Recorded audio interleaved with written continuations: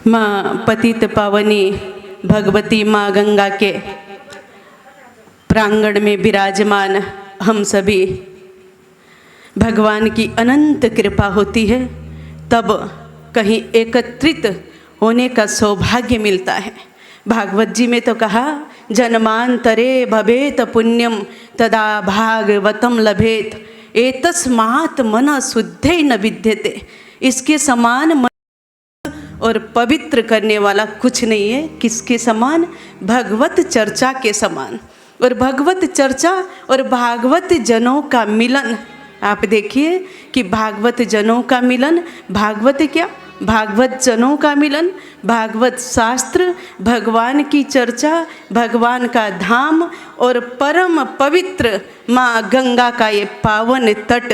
और आप लोग जानते ही हैं, जब श्री हरि अपने भक्तों के प्रति द्रवीभूत हो जाते हैं, हम कथा करें, आप सुने या बुलाएं और आएं, ये पहले ही पूर्व नियोजित होता है किसको किस स्थान पे आना है।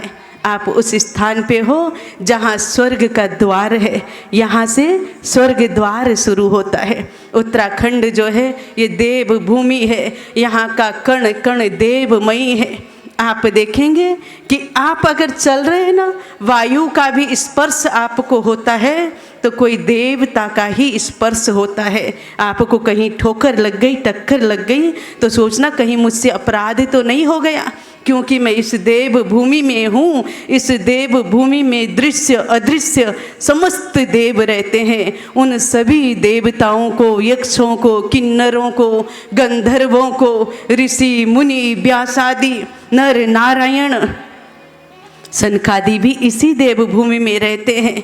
उन सब को हम अपने भाव अर्पित करते हैं। मंगलाचरण यानी मंगल आचरण करना। मंगलाचरण करके जब हम घर से निकलते हैं तो हमारा सारा दिन मंगल होता है। मंगलाचरण करके जब हम व्यासपीठ पे बैठते हैं तो प्रभु हमें अपनी कथा सुनाने की योग्यता देता है। मंगलाचरण हर मानुष के जीवन में होना चाहिए। आप उस पावन गंगा के तट पे हैं, आज से लेके जितने दिन भी आप रहते हैं अधिक से अधिक कम बोलने की कोशिश करना, क्योंकि ये जो गंगा का तट है ना, ये सहज नहीं प्राप्त होता। जाने कितने जन्मों के पुण्य हैं जो आप सभी के लिए, हम और आप सभी के लिए सहज हो गया है। और जगह आप जितने भी पुण्य करो, पर आपने सुना मंगलाचरण में, गंगा द्वार के समान कोई द्वार नहीं, श्री हरि के समान कोई परमात्मा नहीं। और इस गंगा द्वार में आपका उठना बैठना, पलक झपकाना, सांस लेना सांस छोड़ना सब कृष्णमय हो जाए, शिव ही आप हो जाओ। संपूर्ण सृष्टि जो है ये प्रकृति है, यहाँ स्त्री पुरुष का भान विसार दो,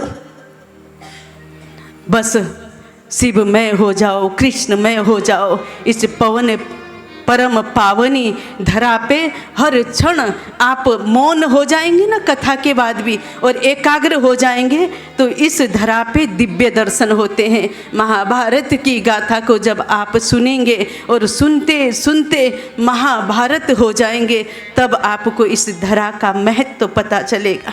और मैं वंदन करती हूँ उस परम भागवत पुण्यात्मा जो परम श्रद्धेय हैं श्रीमान संतोष बुधिया जी। बहुत समय से उनके मन में इच्छा होती। देखिए, संत कोई वस्त्र धारण करके नहीं होता। मैं कहती हूँ जिसका चित्त शांत हो जाता है वह संत बन गया। जो सर्वे भवन्तु सुखिनः, सर्वे सन्तु निरामया, सर्वे भद्राणि पश्यन्तु माँ कश्चित् दुख भाग भवेत। जो सभी सृष्टि मात्र सुखी रहे, निरोग रहे, आनंद में रहे, ऐसा सोचने वाला हमारा सनातन है।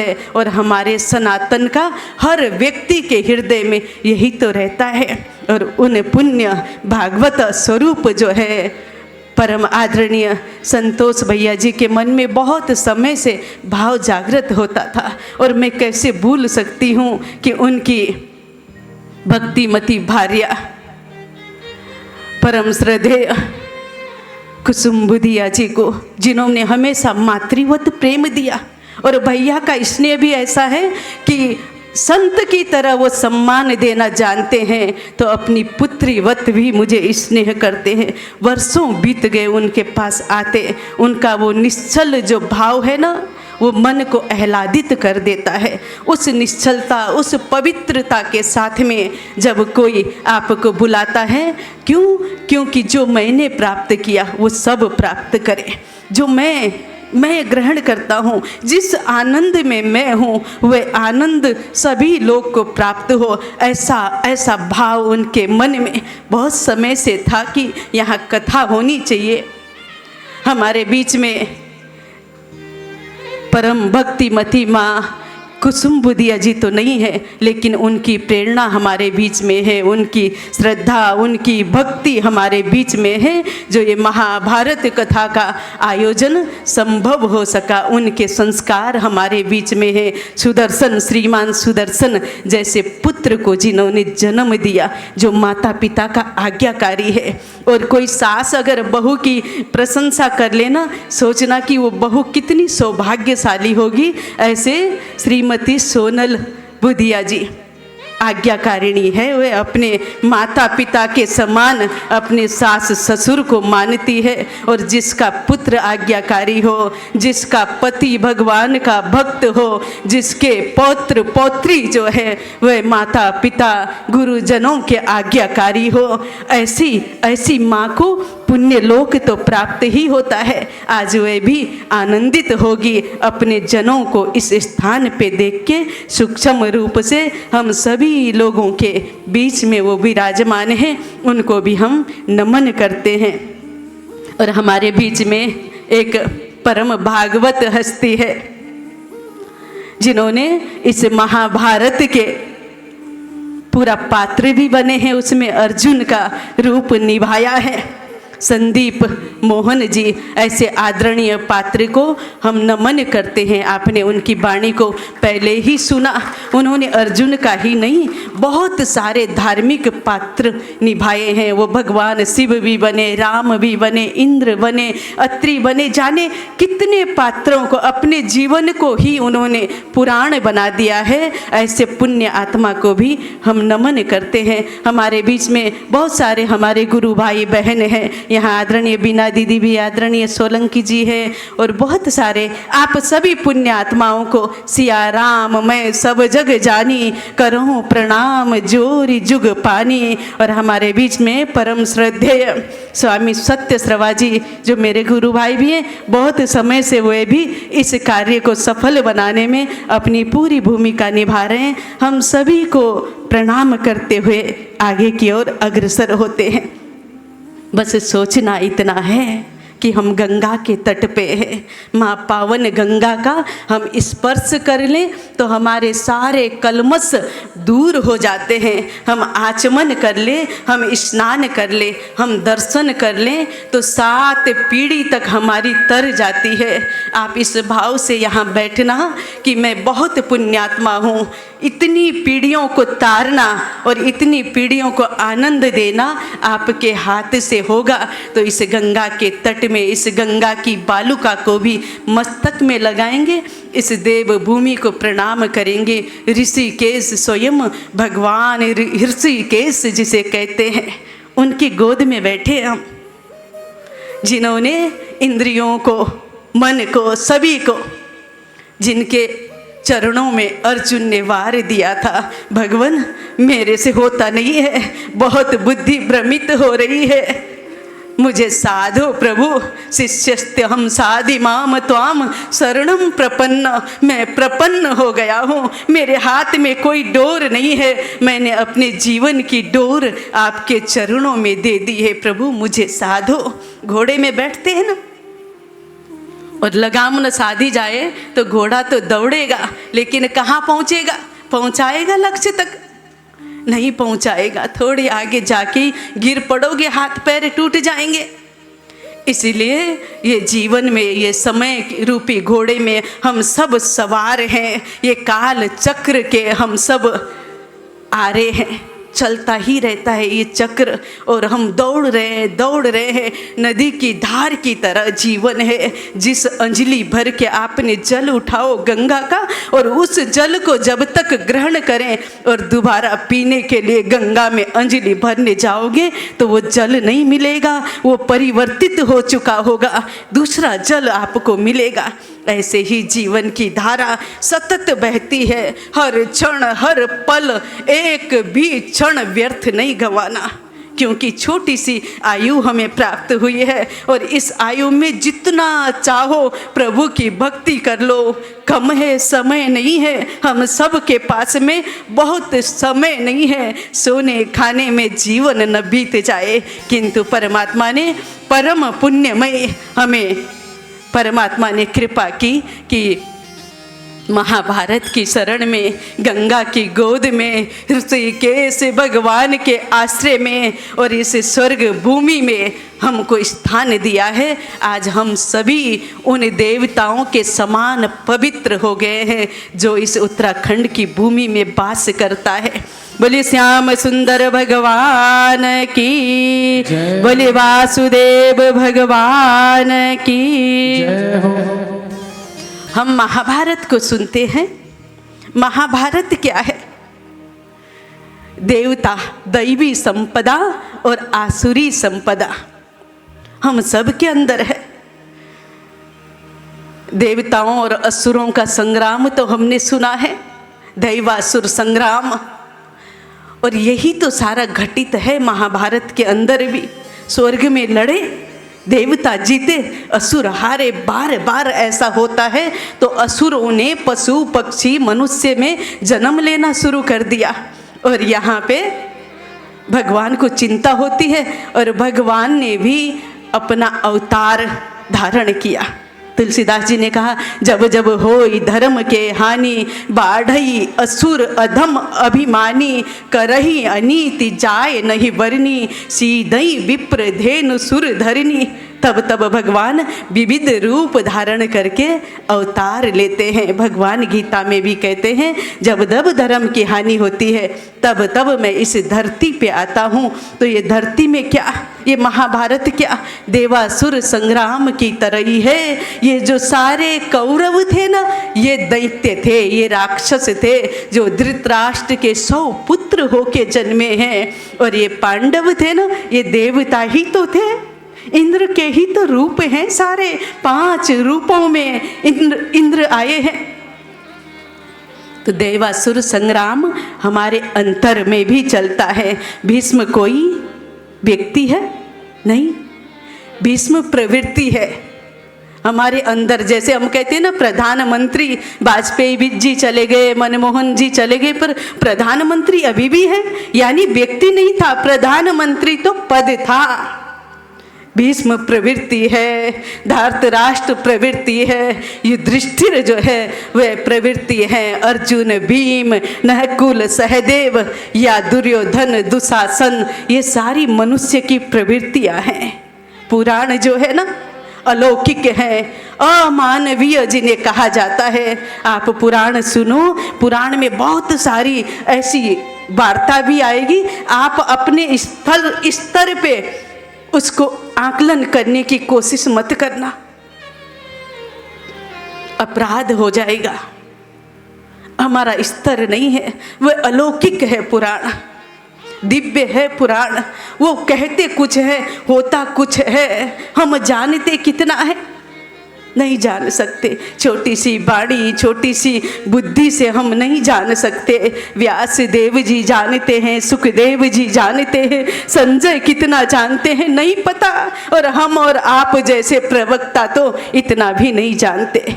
सबको तृप्त करे माँ गंगा भागीरथी। आप यहाँ तट में विराजमान हैं, उस प्यास को तृप्त करने वाली तो माँ गंगा है। मैं तो प्यास जगाने आई हूँ, मुझे ज़्यादा कुछ पता नहीं है। आग्रह था संतोष भैया का कि आपको करना है, प्रभु इच्छा में सब कुछ छोड़ दिया। सोचा कि सबके प्यास को तृप्त करने वाली तो भागीरथी है, हम बस प्यास जगाएंगे। जो मानव ने कह दिया ना कि महाभारत पुराण को घर में नहीं रखना चाहिए, बहुत हजारों वर्ष हमारा देश जो है वह गुलामी की जंजीर में बंधा रहा। आपने कभी सोचा विधर्मियों ने हमारे मंदिर तोड़े, विधर्मियों ने हमारे ग्रंथ को जलाया, तक्षशिला नालंदा जैसे गुरुकुलों को जलाया, क्यों? कि सनातन जो है इतना बलवान कैसे है, ये विश्व गुरु कैसे कहलाता है? सनातन जो है ये अपने धर्म के बल पे बलवान है। इस सनातन को नष्ट करना है तो इनके शास्त्र, इनके पुराणों को नष्ट कर दिया जाए, इनके संस्कार, इनके गुरुकुलों को नष्ट कर दिया जाए। ये कुचक्र जो चला देश में और वर्षों से चला, शक आए, हूण आए, यवन आए, अंग्रेज आए, सब ने लूटने ही की तो कोशिश की। आपने सुना कि गंगा के समान तीर्थ नहीं है, भगवान कृष्ण के समान कोई देव नहीं है, और भारत भूमि के समान कोई भूमि नहीं है। और इस भारत भूमि में भी हम भगवान की गोद में बैठे हैं। ये स्वर्ग आश्रम, ये स्वर्ग द्वार, ये हरि का द्वार, ये हर का द्वार, यात्रा शुरू हो गई है। और इस यात्रा में यमुनोत्री जो है वैराग्य का प्रतीक है। पहली यात्रा करते हैं ना यमुनोत्री, माँ यमुना के धाम का, उनको हम नमन करते हैं कि हमारे जीवन में वैराग्य आ जाए। गंगा की यात्रा करते हैं तो माँ भवानी को नमन करते हैं कि माँ मेरे जीवन में भक्ति आ जाए, शांति आ जाए, पवित्रता आ जाए, मुझे पवित्रता से भर देना, मैं तो आनंदमयी रहूं, हे अमृतमयी मेरा जीवन भी अमृत कर देना। अमृत कौन? जिसने उस ज्ञान को प्राप्त कर लिया वह कभी मर नहीं सकता। शरीर नाशवान है, मरता है, जन्म लेता है, पर वह अमृत हो जाता है जो उस ज्ञान को प्राप्त कर लेता है। तो उस ज्ञान स्वरूप भगवान शंकर का धाम केदारनाथ धाम की भी हम शरण में हैं और उनसे भी हम प्रार्थना करेंगे कि प्रभु उस हिमगिरी के समान उज्ज्वल मेरा लक्ष्य कर देना, उस पवित्र हिम के समान निर्मल वायु के समान मेरे चित्त को कर देना।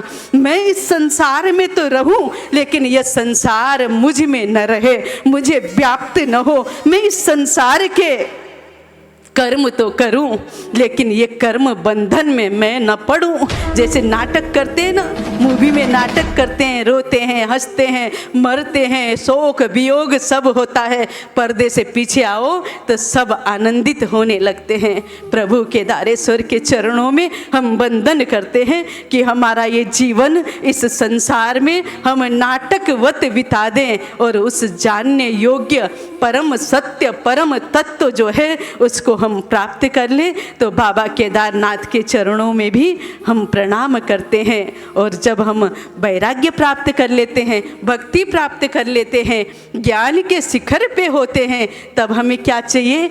मुक्ति चाहिए। और मुक्ति का धाम है श्री नारायण का, जिनकी कथा हम सुनने और करने बैठे हैं। वह नर नारायण हमारी रक्षा करे, हमारी बुद्धि को निर्मल कर दे, उस चित्त को मुक्त कर दे, उस तत्व को प्राप्त करना, यानी जहाँ जीवन का अंत हो जाता है। जीवन का अंत कहाँ?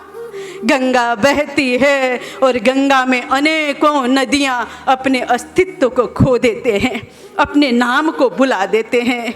चाहे वह मंदाकिनी हो, अलकनंदा हो, गंगा में मिलके गंगा हो जाती है। गंगा आगे आगे बढ़ती ही जाती है और जब गंगा गंगा सागर में मिल जाती है तो गंगा भी अपने नाम रूप को भुला के सागर ही हो जाती है। इसलिए भक्त बनो, ज्ञानी बनो, वैरागी बनो, आखिर द्वार मुक्ति का द्वार है। वह बद्रीनाथ नारायण, नर और नारायण जहाँ विराजमान है, उन नर नारायण को हम नमन करते हैं। हमने वंदन किया था कि नारायणम नमस्कृत्य नरम चैव नरोत्तमम देवीं सरस्वतीं व्यासम ततो जय मुदीरयेत। उन नारायण को हम वंदन करते हैं। नर स्वरूप भी वही नारायण है, उनको भी हम वंदन करते हैं। व्यास देव जी के चरणों में हम अपना श्रद्धा भाव पुष्प अर्पित करते हैं। भगवान आपने इतने बड़े ग्रंथ को लिखा, 60 लाख श्लोक वाला कहा गया है, लेकिन इस धरती के लिए 1 लाख श्लोक जो वैशंपायन जी ने हम सभी के लिए जन्म जय को सुनाया, उससे हमने प्राप्त किया। और व्यास जी ने 60 लाख श्लोक लिखे, 30 लाख स्वर्ग में, गंधर्व लोक में, पितृलोक में। सुखदेव जी, नारद जी, देवल जी जो है वह इनका गायन करते हैं। ऐसे विशाल बुद्धि व्यास जी को भी हम नमन करते हैं कि हमारा मन जो है ना नमन ही हो जाए, मन रहित हो जाओ, बस उस परमात्मा में मिलके परमात्मा स्वरूप हो जाओ। गंगा सागर में मिली और सागर ही हो गई। हम मनुष्य जब तक अपने को लहर समझते हैं तब तक दुखी है लहर, और जब लहर सागर में मिल जाता है तो विस्तृत सागर होता है। हम जब तक अपने को शरीर समझते हैं तब तक दुखी रहते हैं, और जब हमने उस परम तत्व को प्राप्त कर लेते हैं तो ये शरीर महत्व नहीं रखता। फिर ईश्वर अंश, जीव अविनाशी, चेतन अमल, सहज सुख राशि हो जाता है। फिर शरीर महत्व नहीं रखता, सहज सुख को प्राप्त करना है। तो मैं कह रही थी कि ये सारी वृत्तियाँ हैं। महाभारत की कथा सुनना और बहुत ध्यान से सुनना, क्योंकि ये पवित्र मन से सुनने वाला है। इसको सुनना, अध्ययन करना और स्मरण चिंतन करना तो पवित्र मन से करना। मन में कोई धूमिलता आने मत देना, क्योंकि ये अति मानवीय है। हमारी बुद्धि हमारे चित्त से भी आगे है। यहाँ का कोई भी एक पात्र भी आपको लगेगा इसने ऐसा कैसे किया, तो हम अपनी बुद्धि से सोच नहीं सकते, वो पूर्व नियोजित होता है। इसलिए मैं कह रही थी महाभारत सुनते सुनते महाभारत बन जाना। भीष्म, कर्ण, द्रोण, द्रौपदी, कुंती, हिमांद्री, सारे पात्र इसमें है ना। सुनते सुनते सब पात्र आप में ही खो जाते हैं। आज से आप देखिए, अकेले कक्ष में भी जाएंगे ना, ये तो परमादरणीय संतोष भैया ने कहा कि मोबाइल कोई नहीं लाएगा, ये बहुत अच्छा हुआ। आप अपने कक्ष में भी जाएंगे ना, मोबाइल का कम प्रयोग करना। आप इतने खो जाना कि उन पात्रों में खो के आप ही महाभारत हो जाना। क्योंकि ततो जय मुदीरयेत, यानी ये महाभारत जो है इसका नाम जय है। इसको घर में रखने से झगड़े नहीं होते हैं। इसको घर में जो रखता है, एक अध्याय भी जो इस महाभारत रूपी काव्य का जो पाठ करता है, उसका जीवन जय हो जाता है। उसे कभी हार नहीं माननी पड़ती। किसी भी चीज़ में, किसी भी वस्तु में वह हार नहीं मान सकता। ये महाभारत ग्रंथ ऐसा है। इसको बहुत सारे ऋषि मुनियों ने गाया, व्यास देव जी ने रचा, और फिर ब्रह्मादि देवता लोग भी सोचने लगे ये महाभारत ऐसा महान कैसे हो गया। वेदों के तुल्य और वेदों को एक तराजू में, महाभारत को एक तराजू में रखा तो महाभारत ही भारी निकला। अपने भार से जो भारी है, कलेवर से तो भारी है ही है। अन्य पुराणों से महाभारत कलेवर से भारी है, लेकिन अपने भार से, ज्ञान से, भक्ति से, वैराग्य से, मोक्ष रूप होने के कारण भी ये भारी है। इसलिए मानव मात्र के कल्याण के लिए ये महाभारत ग्रंथ जो था ये व्यास जी ने रचना की थी। मैं वही तो बता रही थी कि विधर्मियों ने ऐसे डरा दिया कि महाभारत को घर में रखोगे तो युद्ध हो जाएगा, झगड़े हो जाएंगे। नहीं नहीं, महाभारत को रख के देखिए, जीवन आनंद से, सुख से बीत जाएगा। सनातन की व्यवस्था देखिए कितनी सुंदर व्यवस्था है, ध्यान दे के सुनना। सनातन की जो व्यवस्था है, 4 आश्रम बनाए। मैं कल सोच रही थी कि क्या कितना सुंदर मेल है इसमें कि 4 आश्रम बनाए, 4 वर्ण है, 4 कर्म है, 4 पुरुषार्थ है। अब आप देखिए, बहुत सारे कथाकार, वक्ता लोग बहुत सारे भ्रमित भी कर देते हैं। भ्रम में नहीं जाना है। मैं तो हमेशा कहती हूँ, जो कहता है कि जाति पाति में भेद रखता है, मैं इस जाति का, मैं उस जाति का, मैं ब्राह्मण, मैं क्षत्रिय, मैं वैश्य। आप देखिए, ब्राह्मण बुद्धि है, जो विवेक का काम करती है वह ब्राह्मण। आप देखना, कोई भी पुराणों की गाथा को सुनेंगे, धुंधुकारी ब्राह्मण पुत्र था, भ्रष्ट हुआ और पाप योनि में गया। शिव पुराण में जाएंगे तो देवराज, बिंदुक सब ब्राह्मण थे, ब्राह्मण नष्ट हुए। और वहाँ जाएंगे भागवत जी के अजामिल प्रसंग में कि अजामिल नाम का ब्राह्मण वेश्या के उसमें फंस गया और नष्ट हो गया। क्या ब्राह्मण ही पाप कर सकता है क्या? मैं उल्टा बोलती हूँ, जैसे ब्राह्मण बोलते हैं कि ब्राह्मण ही कथा कर सकता है या ब्राह्मण ही ये शुभ कार्य कर सकता है, मैं थोड़ा उल्टा लूँ तो क्या ब्राह्मण ही पाप कर सकता है क्या? क्यों ब्राह्मण पाप को गया, चाहे वो धुंधुकारी हो, अजामिल हो, देवराज हो, बिंदुक हो, क्यों कहा गया? तो इस बात का विचार करना। ब्राह्मण यानी मस्तिष्क, मस्तिष्क यानी विवेक शक्ति, ज्ञान की शक्ति जो धारण करता है। मनुष्य का ज्ञान विवेक जो है वो विचलित होता है, एकाग्र नहीं होता है, तो अगर वो पाप की तरफ चला गया तो सारा जीवन नष्ट हो जाता है। इसलिए ब्राह्मण जहाँ भी शब्द आए ना पुराणों में, सोचना ये मेरी विवेक शक्ति है, मेरी विवेक शक्ति स्थिर रहे। तो ब्राह्मण मस्तिष्क है।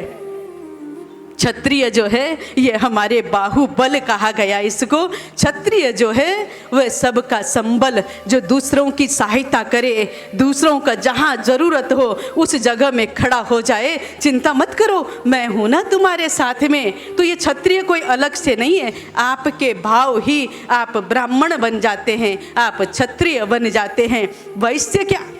व्यापार। अब मैंने यहाँ बहुत सुंदर ब्रह्मचार्य हमारे सनातन ने जो कहा था ना, मैं तो ये शरीर की बातें कर रही हूँ कि वैसे हमारा पेट है और चरण जो है वह शूद्र हैं। बुद्धि के बिना हम रह नहीं सकते, बाहुबल के बिना भी नहीं रह सकते। और जो पेट है, पेट जी महाराज खाते हैं और पचाते हैं तो नस नाड़ियों को रक्त देते हैं, और जो बेकार का होता है मल होके निःसृत हो जाता है। अगर पेट जी महाराज कहें कि मैं ही खाऊंगा तो ये थुल हो जाएंगे, कहीं नहीं देंगे, तो ये ब्राह्मण और क्षत्रिय भी नाश हो जाएंगे। तो वैश्य क्या है? जो व्यापार करे और सबके पूर्ति करे। शूद्र क्या है? हमारे चरण, हमारे चरण जो हैं वो सेवा का काम करते हैं। चरण न हो तो न ब्राह्मण है, न क्षत्रिय है, न वैश्य है और न शूद्र है। ये तो हुई शरीर की बात। अब आप यहाँ देखिए, आश्रम 4 है, ब्रह्मचार्य आश्रम, गृहस्थ आश्रम, वानप्रस्थ आश्रम और संन्यास आश्रम। और इनके वर्ण देखिए, वर्ण क्या है? शूद्र। और ब्रह्मचारी जो है वो क्या करता है? शूद्र क्या करता है? सेवा का काम करता है। ब्रह्मचारी जब तक गुरुकुल में रहता है वो क्या करता है? वेद अध्ययन करेगा और सेवा के कार्य करेगा, यानी उस समय वो शूद्र है। और इसका कर्म क्या है? सेवा ही इसका कर्म है। इसका पुरुषार्थ क्या है? काम। 4 पुरुषार्थ बताए ना, धर्म, अर्थ, काम और निर्वाण, मोक्ष। तो इस ब्रह्मचारी का जो काम है ये इसका पुरुषार्थ है। काम यानी कामना की प्राप्ति। जब ये सेवा करेगा, वेद अध्ययन करेगा, इसके आगे कामना है ना कि मुझे क्या करना है, तब ये गृहस्थ आश्रम में प्रवेश करेगा। अब यहाँ गृहस्थ आश्रम देखिए, मैंने कहा गृहस्थ आश्रम वैश्य है, यानी 1 से 2 हो गए। अब विवाह कर लिया, 2 हो गए, 2 से 4 हो गए, फिर रिश्तेदार हो गए, फिर बहुत सारा व्यापार बढ़ गया, यानी संतति और संपत्ति को आपने बढ़ावा दिया। तो वैश्य जो है ये हमारा गृहस्थ आश्रम है और इसका जो कार्य है ये सेवा है। वैश्य जो है इसका अर्थ क्या है? जो पुरुषार्थ है वो अर्थ है, क्योंकि ये बहुत सारे व्यापार करता है और पुरुषार्थ के रूप में इसे अर्थ की प्राप्ति होती है। और वो अर्थ ये कहाँ लगाता है? तो कहा कि क्षत्रिय जो है, वानप्रस्थ आश्रम जो है वो क्षत्रिय। और क्षत्रिय क्या करता है? जब आपने व्यापार कर लिया, धन इकट्ठा कर लिया, और उसके बाद क्या करेंगे? पुत्र पौत्र की कामना पूर्ण हो गई, धन इकट्ठा कर लिया, उसके बाद क्या करेंगे? क्षत्रिय का कर्म है रक्षा करना, और वो रक्षा करता है। तो यही जो वैश्य है इसके पास अब धन है, इसने इस वृत्ति को त्यागा, यानी अब मैंने भोगों से भी रुचि थोड़ी हटाई, पुत्रों को सब कुछ प्राप्त हो गया, अब मैं क्या करूँगा? जहाँ पे जिसको आवश्यकता हो वहाँ मैं धन का दान करूँगा, यज्ञ करूँगा, बड़े बड़े शुभ कर्म करूँगा। जब ये शुभ कर्म में लग जाता है तब ये सन्यासी हो जाता है। लास्ट आश्रम कौन सा है? सन्यास आश्रम। जब आपने वेदाध्ययन कर लिया, जब आपने धन भी कमा लिया और उसके बाद में आपने बहुत सारी कामनाओं को भी पूर्ण कर लिया, अपनी जो छोटी छोटी कामना होती है, घर संपत्ति से लेके पुत्र पौत्र से लेके बहुत सारे तीर्थों का भ्रमण कर लिया, और उसके बाद में आपने सोचा ये सब तो हो गया, धर्म कार्य में लगूं तब, और धर्म कार्य में लग के फिर सन्यास यानी इन सारे कर्मों से अलग हो जाना। आप इनमें हो किंतु इनसे अलग हो। अब ये कर्म आपको व्याप्ते नहीं है। अब आप देखिए कि जो युवा है उसकी तरह मन की इच्छाएं, जो चंचल मन भागता है, ऐसे एक वृद्ध की इच्छाएं होती है क्या? नहीं होती। तो ये सन्यास आश्रम जो है सारी इच्छाओं का त्याग करके वहाँ पहुँचा है। इन सब के बीच में तो रहता है लेकिन इनसे अलग रहता है। ये क्या है? निर्वाण की अवस्था है। और भरत जैसे भक्त कहते हैं, धर्म न अर्थ न काम रुचि गति न चाहूं निर्वाण। मैं अर्थ भी नहीं चाहता, बहुत धर्म कर लिया, धर्म की भी कामना नहीं है। कहोगे ना, बहुत पुराण सुन लिया, बहुत पुण्य कर लिया, अब बहुत सारे अध्ययन की कामना नहीं है। तो क्या है? चिंतन करना। जब बहुत पढ़ लो तो चिंतन करो, कथा सुन के जाओ तो चिंतन करो, एक भी शब्द आपके जीवन में आ जाए तो उसका चिंतन करो।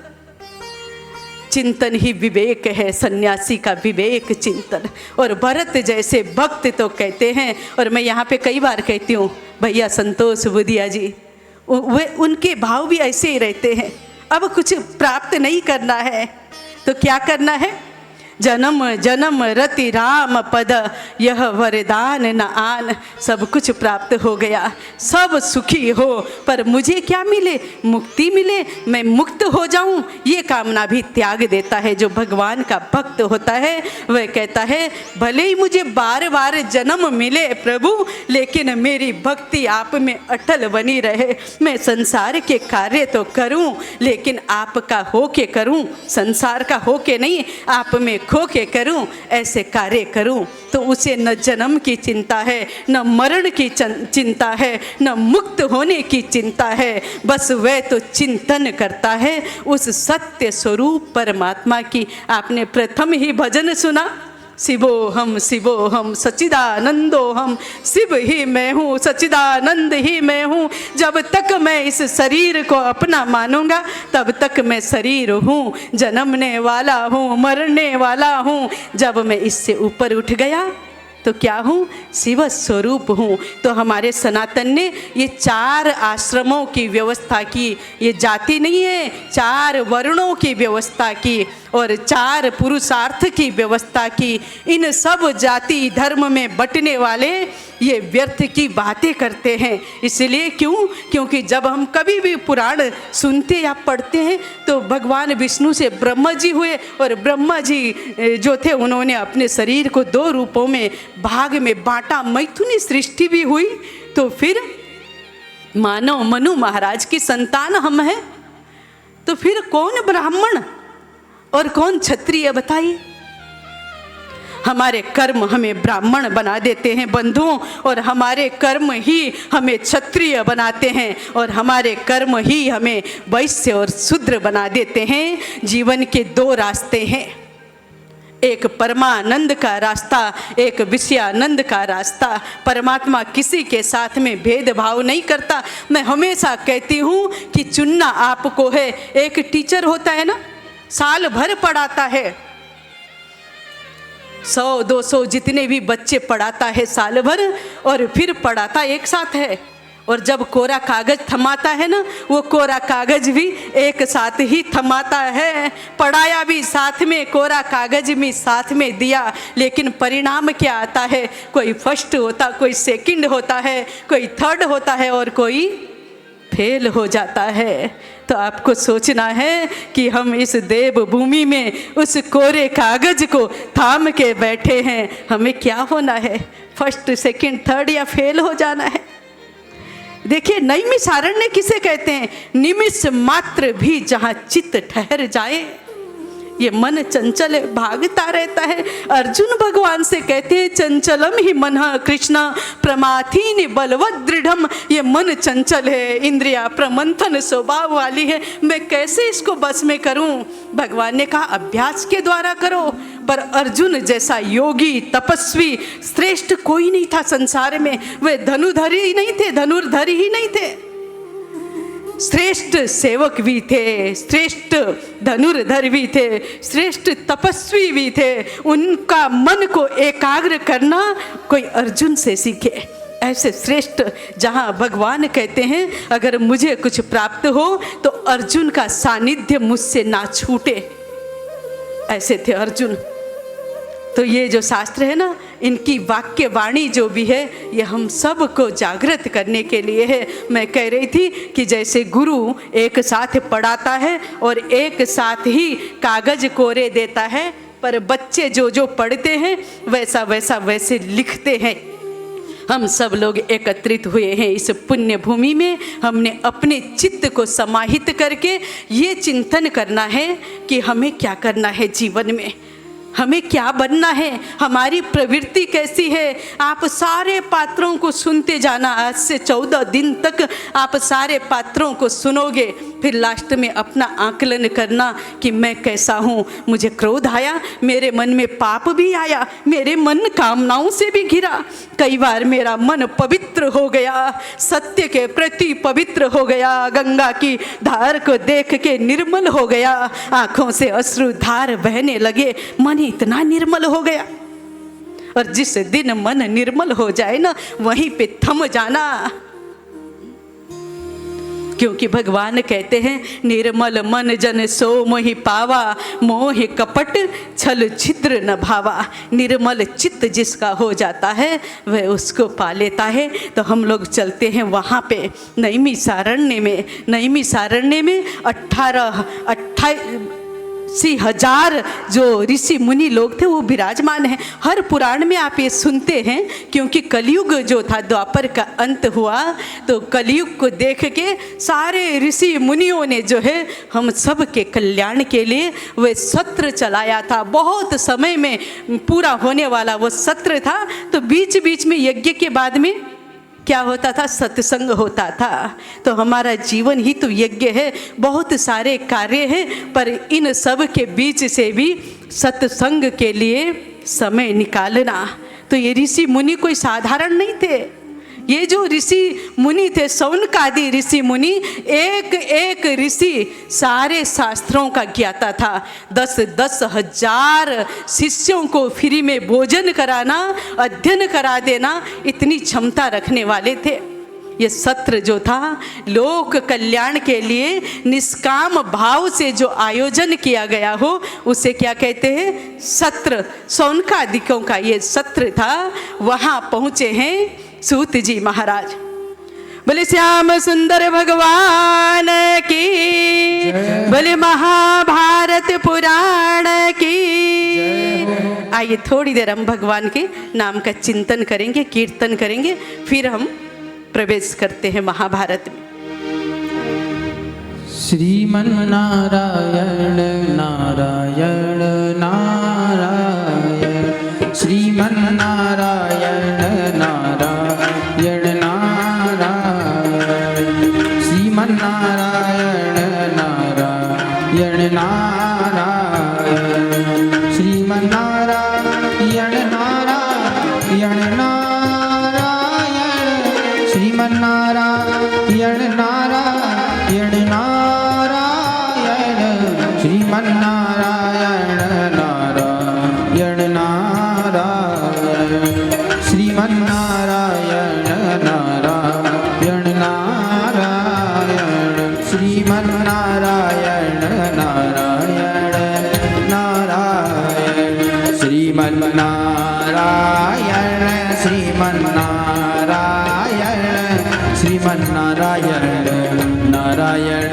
नारायण, श्रीमन नारायण, श्रीमन नारायण, श्रीमन नारायण नारायण नारायण, श्रीमन्नारायण नारायण नारायण श्रीमन्नारायण नारायण नारायण श्रीमन्नारायण नारायण नारायण श्रीमन्नारायण नारायण नारायण श्रीमन्नारायण श्रीमन्नारायण श्रीमन्नारायण नारायण नारायण श्रीमन्नारायण श्रीमन्नारायण श्रीमन्नारायण नारायण नारायण श्रीमन्नारायण नारायण नारायण श्रीमन्नारायण नारायण नारायण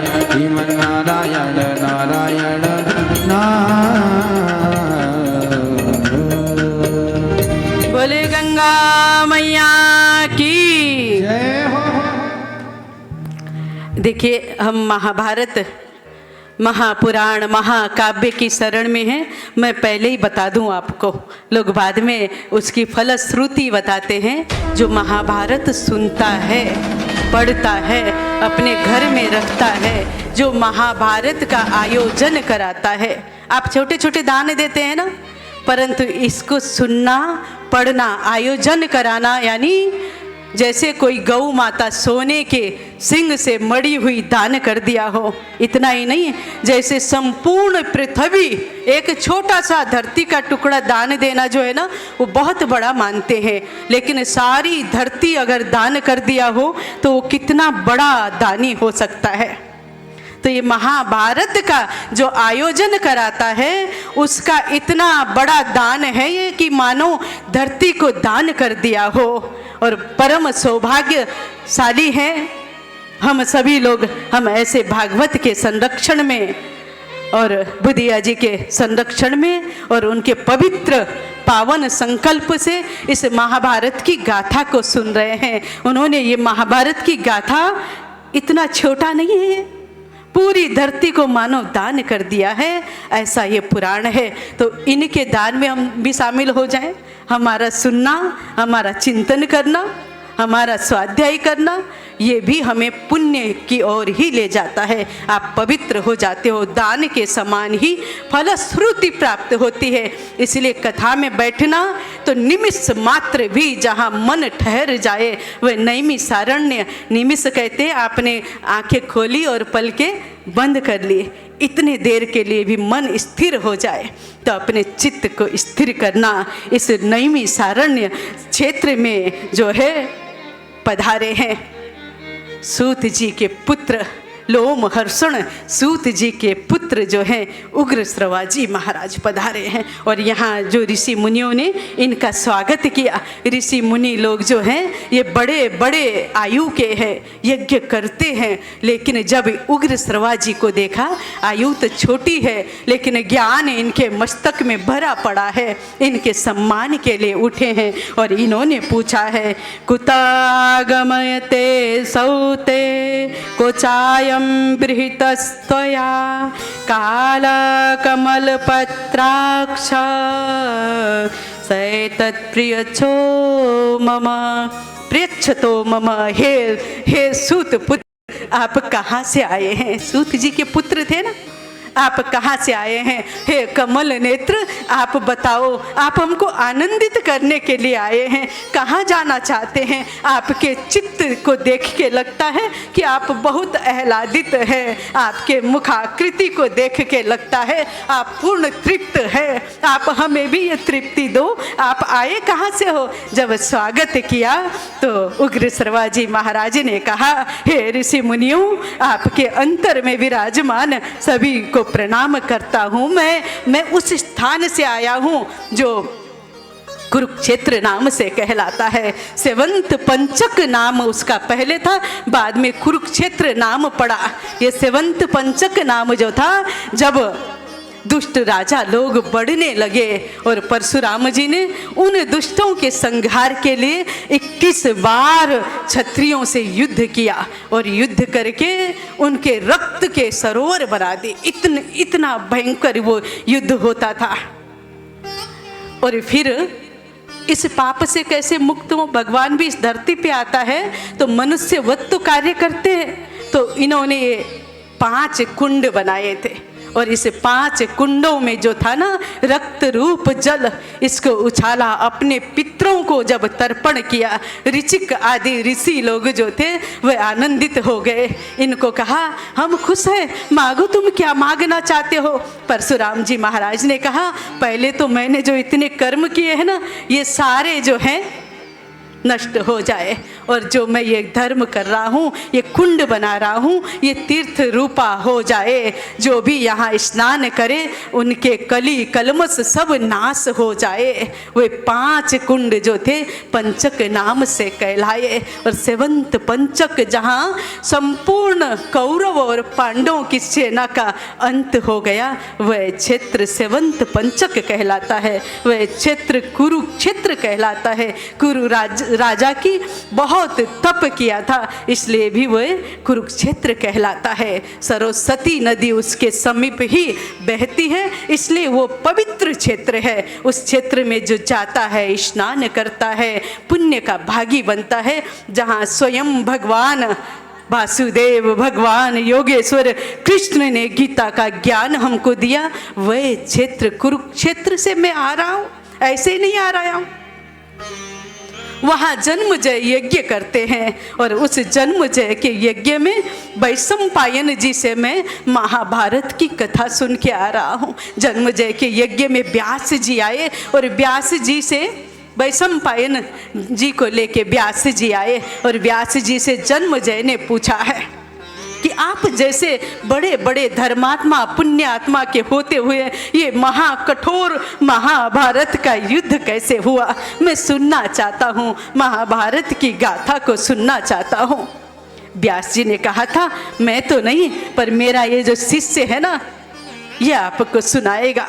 वैशंपायन जी और जन्मजय की यज्ञ में उस कथा को मैं सुन के आया हूँ और आप लोगों को भी वह कथा सुनाऊंगा। क्या आप सुनने के इच्छुक हैं?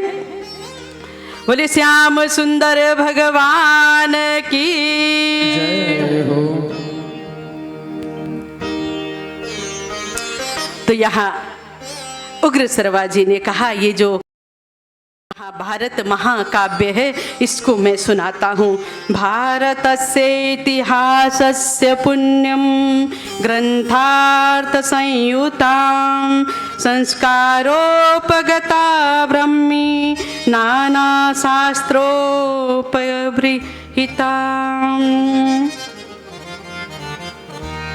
ये महाभारत पुराण जो है जो इसमें है ये जय नाम से जाना जाता है। और आप देखिए जो इसमें है वो सब जगह है, जो इसमें नहीं है वो कहीं नहीं है। जो 18 पुराण है ना वह भी इसी में समाहित है। जो वेदों का सार है इसी में समाहित है। भगवान योगेश्वर के मुख से निकलने वाली अमृतमयी गीता का ज्ञान है वह भी इसमें ही समाहित है। इसीलिए कहा व्यास का उचिष्ट है ये व्यास देव जी का। जितने भी कवि ग्रंथकार पुस्तक लेखकों ने लिखा सारे शब्द इससे लिए हैं। वो कह ही नहीं सकता कि मैं अपनी तरह शब्द लिखता हूँ, क्योंकि जहाँ भी है जो भी है इसमें है, जो इसमें नहीं वो कहीं नहीं है। ये पुराण जो है बहुत अद्वितीय है। ये पुराण कैसा है? व्यासदेव जी ने उस समय रचना की इसकी जब धार्तराष्ट्र आदि सबका अंत हो गया था, कौरवों का अंत हो गया, युद्ध भूमि समाप्त सब हो गया। पांडव लोग स्वर्गारोहिणी को चले गए, स्वर्ग यात्रा में चले गए। व्यासदेव जी के चित्त में सारे दृश्य एक एक होके उभरने लगे। तो व्यासदेव जी ने इस महाभारत पुराण को लिखा। ये साधारण नहीं है। कौरवों का पूरी गाथा, भरत वंश की गाथा इसमें है।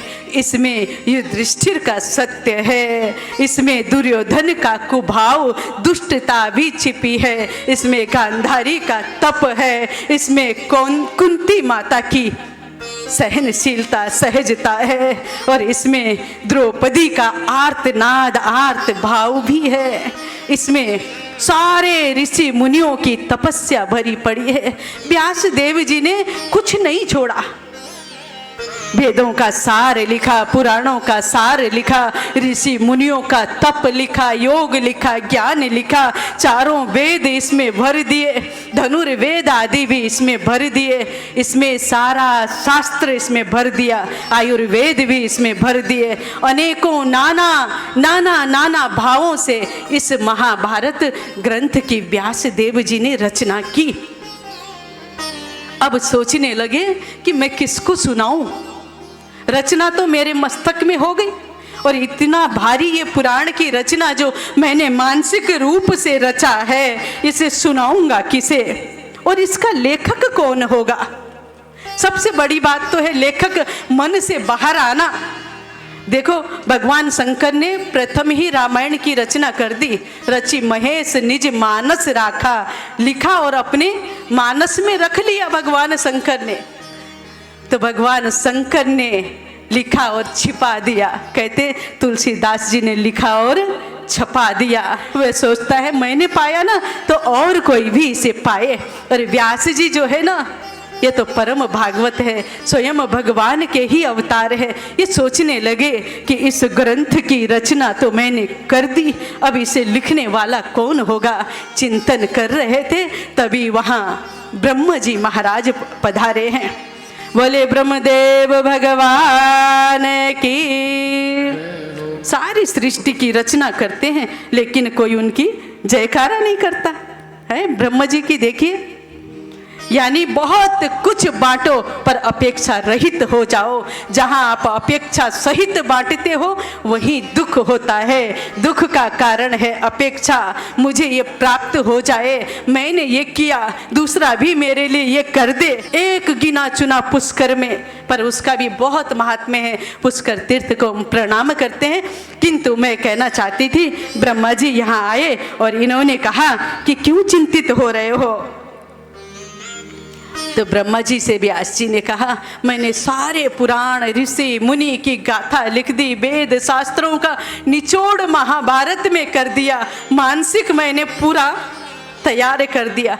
इसे लिखने वाला लेखक मैं कहीं नहीं पाता हूँ। तो ब्रह्मा जी ने कहा, चिंता मत करो, तुम बहुत पवित्र हो, तपस्वी हो, तुमने इस ग्रंथ को काव्य कहा है ना, इसलिए ये जो ग्रंथ है ये काव्य के नाम से ही जाना जाएगा। महाभारत काव्य भी कहा गया इसे, काव्य के नाम से जाना जाएगा। फिर कभी ऐसा काव्य लिखने वाला कोई मिलेगा नहीं। जो तुमने लिख दिया वो तुमने लिख दिया, अब इसके बराबर संसार में कोई नहीं होगा। व्यासदेव जी चिंतित मत होइए, गणेश जी का आवाहन करिए। ब्रह्मा जी तो चले गए और व्यासदेव जी ने जैसे ही ध्यान लगाया, गणपति महाराज वहाँ प्रकट हो गए। व्यासदेव जी ने वंदन किया और हाथ जोड़ के पूछने लगे, लेखको भारतस्यास्य भवत्वं गणनायक ममैव प्रोच्यमानस्य मनसा कल्पितस्य च। हे गणनायक, आप महाभारत के लेखक बन जाओ, इसी उद्देश्य से मैंने आपका आवाहन किया है। मैंने मन से, मन की कल्पना से उस महाभारत को लिख लिया। हे गणपति देव, अगर आप इस महाभारत के लेखक बन जाएंगे तो ये इस धरती पे प्रकट हो जाएगा, जन जन का कल्याण करेगा। मेरे इस कार्य में साथ दीजिए। गणेश जी ने कहा, देखिए मेरे पास समय कम है। अब ऐसा थोड़ी कि देवता है तो फ्री बैठे हैं। आप लोग किसी के पास जाओ तो ज्यादा समय बर्बाद नहीं करना।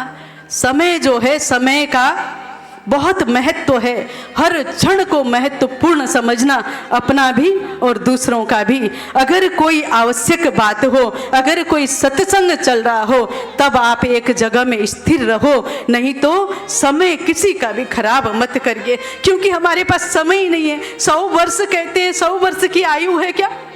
60, 70, 80 वर्ष बच जाए तो बहुत है। इतने से वर्षों में आत्मकल्याण करना है, पुराणों की गाथा सुननी है, संसार के कार्य करना है। इसमें भी बेकार की बात लेके अगर आप बैठ जाओ तो वो समय बर्बाद करना होता है। वो पाप के भागी बनते हैं आप भी, और व्यर्थ की बातें सुनने वाला भी पाप का भागी बनता है। गणेश जी ने कहा मेरे पास समय नहीं है, बहुत कम समय है, और आप जल्दी जल्दी बताइए। और मैं एक शर्त अनुबंध बांध लेता हूँ कि मैं जब लिखूँगा तो मेरी लेखनी रुकनी नहीं चाहिए। यानी बताने वाला इतनी जल्दी बताए कि मेरी लेखनी रुकनी नहीं चाहिए। व्यास देव जी भी तो व्यास देव है ना। उन्होंने कहा गणनायक बस आपसे इतनी विनती है कि जो मैं लिखूं उसे समझ के लिखना, बिना समझे मत लिखना। अब दोनों के शर्त हो गए। गणेश जी महाराज लिखने लगते और लिखते ही जाते हैं। गणेश जी महाराज तो देवता है ना। देवता लोग जो होते हैं वो दृष्टि भोजन करते हैं। जैसे हम भोग लगाते हैं ना, आप हमें भोजन दोगे तो हम तो मुख से भोजन कर लेंगे, पर देवता के आगे थाल रखा ही रहता है, लेकिन वे ग्रहण कर लेते हैं। यानी देवता लोग दृष्टि से भोजन करते हैं और उनको मल मूत्र का वेग जो है वह सताता नहीं है। अब व्यास देव जी तो इस मानव देह में आए हैं, ये क्या करें, रुकनी नहीं चाहिए लेखनी, शर्त है। व्यास देव जी कोई गूढ़ ऐसे प्रश्न बोल देते थे, ऐसे श्लोक बोल देते थे कि गणेश जी चक्कर में पड़ जाते थे।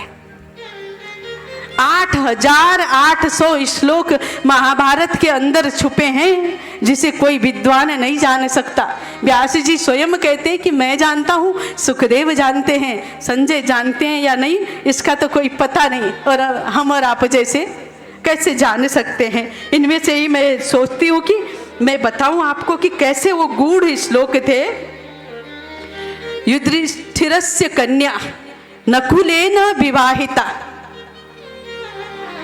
युधिष्ठिरस्य कन्या नकुलेन विवाहिता, पूजिता सहदेवेन सा कन्या वरदा भव। अब आप इसका सीधा अर्थ निकालो तो क्या होगा। युधिष्ठिर की कन्या नकुल से विवाहित हो गई, सहदेव ने पूजा और वो कन्या वरदायिनी हो गई।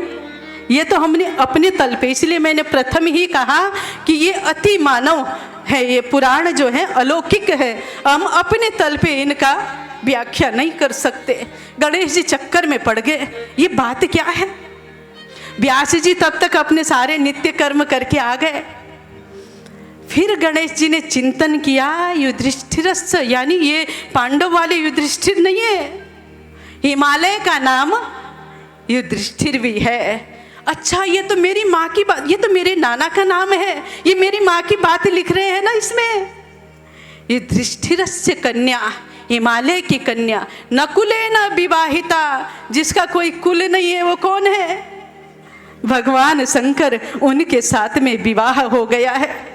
पूजिता सहदेवे ना, सहदेव जी नहीं पूज रहा है, सारे देव मिलके उसका पूजन करते हैं। किसका, माँ भवानी जगदम्बा पार्वती का जब पूजन करते हैं तो सा कन्या वरदा भव, वो कन्या वर देने वाली अंबिका हो गई।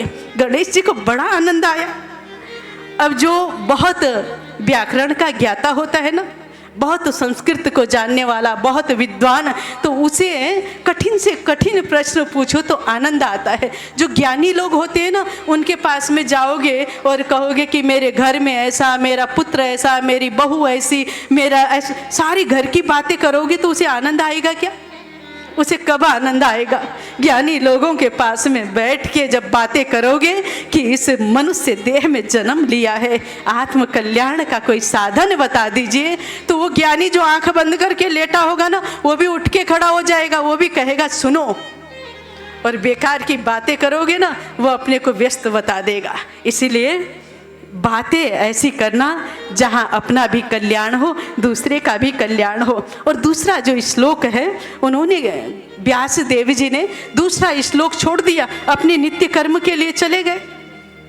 तो यहाँ कहा केशवम पतितम दृष्ट्वा दोर्णो हर्ष मुपागत, केशवम पतितम दृष्ट्वा दोर्णो हर्ष मुपागत, रुदन्ति कौरवः सर्वे हा हा केशव केशव। महाभारत का युद्ध हो रहा है, अब आप सोचिए कि वहाँ कोई ऐसा श्लोक कहेंगे तो इसका उत्तर आप क्या लगाएंगे?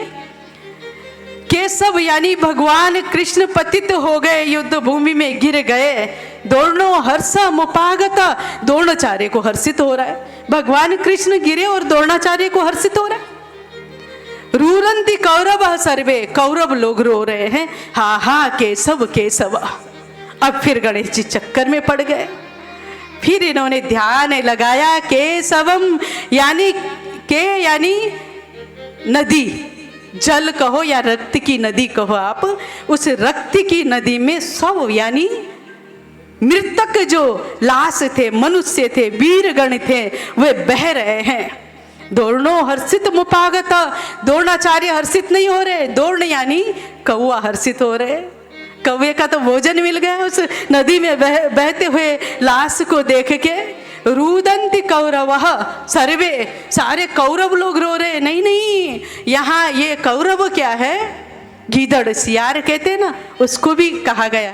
बोले गंगा मैया की, योगेश्वर भगवान की। रुदंती कौरव सर्वे हा हा केशव केशव। सियार जब देखता है ना किसी मृतक शरीर को, तब वो चिल्लाता है। एक सियार चिल्लाएगा तो सारा जंगल हा हा हू हू से शोर करने लगता है। तो जो इसमें लिखा है वैसा ही है, वो नहीं है। हम कैसे समझेंगे? गुरुओं के शरण में समझेंगे। मैं तो अपनी छोटी सी बुद्धि के कारण एक लोटा जल की तरह आपको अर्पित करती हूँ। मैंने प्रथम ही कहा कि मैं आपकी प्यास तृप्त तो गंगा मैया करेगी, मैं आपको प्यास दे रही हूँ कि आप घर जाओ तो आपके मन में आए कि ये महाभारत पुराण जो है अब मुझे भी घर में रखना है। सब सनातनियों के घर में महाभारत पुराण हो और सबकी जिज्ञासा हो कि आखिर है क्या ये महाभारत। सत्य और अमृत ही इसका शरीर है। जो कलेवर दिखता है ना, ये सत्य और अमृत ही महाभारत का कलेवर है। ऐसे लाखों लाखों श्लोकों से बना ये महाभारत 3 वर्ष में गणेश जी महाराज ने लिखा, इसको पूरा हुआ। और व्यास देव जी ने सुखदेव जी को सुनाया और वैशंपायन जी ने सुना। वैशंपायन जी ने जन्मजय को सुनाया। जन्मजय यज्ञ कर रहे थे। अब आप देखिए, बहुत सुंदर महाभारत की गाथा है, क्योंकि महाभारत मुक्ति का ही साधन नहीं है, समष्टि मात्र का कल्याण का साधन है। जन्मजय जी महाराज यज्ञ कर रहे थे अपने भाइयों के साथ में। उस यज्ञ में एक कुतिया का नाम लिया गया, जिसका नाम शर्मा था। शर्मा, वो वाला शर्मा नहीं, ब्राह्मण वाला। और वे जो थी वे दूर बैठी थी। उसका बच्चा रोते हुए वहाँ पे आया, अपनी माँ के पास में आया। आप देखिए, चराचर सृष्टि को हमें किस भाव से मानना चाहिए, किस भाव से पूजना चाहिए। महाभारत के शुरू में भी मैं कई बार, मेरी गुरु बहन है, उसे वो बहुत कुत्तों से प्रेम करती है, तो मैं फिर वो कहती है कि लोग मुझे इतना तंग करते हैं, फिर भी मुझसे रहा नहीं जाता। मैंने कहा चिंता मत करो, महाभारत के शुरू में भी इसका कुतिया का बात आया और अंत में भी युधिष्ठिर के साथ में जो गया। यानी शरीर जो है आपकी बाधा नहीं बनते। सोई पावन सोई सुभग शरीरा, जो तनु पाए भजिय रघुबीरा। पावन और सुंदर शरीर तो वही है जिसे पाके भगवान का भजन कर लिया जाए। काग भुसुंडी जी काग के देह में क्यों रहते इतने ज्ञानी होके भी, पर उस देह में उन्होंने परमात्मा को पा लिया। भगवान ने हमें इतने निर्मल मनुष्य के देह दिया, फिर भी हमारी भावना स्वयं के लिए जीने के लिए होती है। सारी चराचर सृष्टि जो है उनको हम कुछ दे सकते हैं। सारी सृष्टि हमें देती है, नदी हमें जल देती, वन हमें वृक्ष हमें फल देते, वन हमें लकड़ियाँ देती और धरती हमें अन्न देती, आसमान हमें बारिश देता, आसमान हमें धूप और छाँव सभी प्रकार के अमृत बरसाता। और हम मनुष्य ऐसे हैं जो अपने लिए जीते हैं। जीना उसका जीना है जो औरों के लिए जीता है। औरों के लिए जीना। सारी सृष्टि हमें दे रही है और हम सृष्टि से ले रहे हैं, तो हम क्या दे रहे हैं? धन देना बड़ी बात नहीं है। आपके पास धन नहीं है तो और भी तो चीज है जो आप दे सकते हो।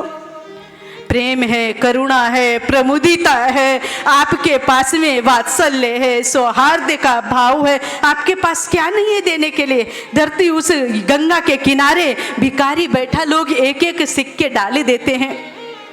एक महात्मा भी गया, भिखारी ने फिर अपना हाथ बढ़ाया, महात्मा ने उसका हाथ पकड़ा और चूम लिया हाथ को। बोला, तू आया है ना, तूने मांगा ना, देख मैं गंगा स्नान को आया हूँ, मेरे पास देने के लिए कुछ है नहीं, कल जरूर आऊँगा, तो यहीं मिलना, तुझे दूंगा। वो रोने लगा। अब महात्मा किम कर्तव्य विमूढ़ हो गए, मैं क्या करूँ? भिखारी ने कहा, जो आपने मुझे दे दिया ना, वो आज तक किसी ने नहीं दिया। आज तक लोग एक एक सिक्का उछालते थे, मैं हाथ मांगता रहता था, आपने मेरे हाथ को पकड़ के जो प्यार दे दिया वो आज तक किसी ने नहीं दिया था।